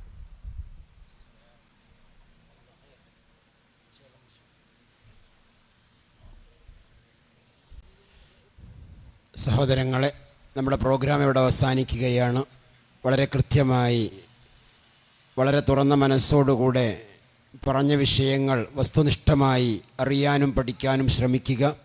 സംശയമുള്ളത് കൃത്യമായി നിങ്ങൾ താല്പര്യപ്പെടുന്ന, നിങ്ങൾ ഇഷ്ടപ്പെടുന്ന, നിങ്ങളേതു പണ്ഡിതിനെ, ഏത് ഉസ്താദിനെ, ഏത് വിഭാഗത്തെയാണോ ഇഷ്ടപ്പെടുന്നത് അവരുമായി കൃത്യമായി ചർച്ച ചെയ്ത് സത്യമാണെന്ന് തോന്നുകയാണെങ്കിൽ, ബോധ്യപ്പെടുകയാണെങ്കിൽ സ്വീകരിക്കാനും അതല്ലെങ്കിൽ കൂടുതൽ പഠനത്തിന് വിധേയമാക്കാനും ശ്രമിക്കുക എന്ന് മാത്രം പറഞ്ഞുകൊണ്ട് ഈ യോഗത്തിന് നന്ദി ആശംസിക്കുന്നതിന് വേണ്ടി ബഹുമാനനായ ഗഫൂർ സാഹിബിനെ സാദരം ക്ഷണിക്കുകയാണ്.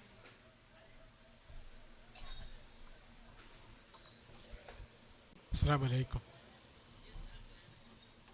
ബിസ്മില്ലാഹിർ റഹ്മാനിർ റഹീം. അൽഹംദുലില്ലാഹി റബ്ബിൽ ആലമീൻ വസ്സലാത്തു വസ്സലാമു അലാ നബിയിൽ അമീൻ വഅലാ ആലിഹി വസഹബിഹി അജ്മഈൻ. പ്രിയപ്പെട്ട സഹോദരങ്ങളെ, ഏറെ വൈകി ആയിരിക്കുന്നു. വളരെ ഗഹനീയമായ നിരവധി പ്രസംഗങ്ങൾ നമ്മളിവിടെ കേട്ടു. അതെല്ലാം നമ്മളുടെ ജീവിതത്തിൽ പകർത്തണമെന്നും അതനുസരിച്ച് ജീവിക്കണമെന്നും വിനീതമായി അഭ്യർത്ഥിക്കുകയാണ്. ഈ യോഗത്തിൽ പങ്കെടുത്ത എല്ലാവർക്കും ഒറ്റവാക്കിൽ നന്ദി അറിയിക്കുന്നു. മാത്രമല്ല, ഈ യോഗത്തിൽ ഗഹനീയമായ പ്രസംഗങ്ങൾ നൽകിയ അബ്ദുൽ മജീദ് സുഹരി, ഡോക്ടർ മുനീസ് മദനി, ഇവർക്കെല്ലാം നമ്മളുടെ സംഘടനയുടെ പേരിലും സ്വന്തം പേരിലും നന്ദി അറിയിച്ചുകൊണ്ട് ഞാൻ നിർത്തുന്നു. അസ്സലാമു അലൈക്കും വറഹ്മത്തുള്ളാഹി.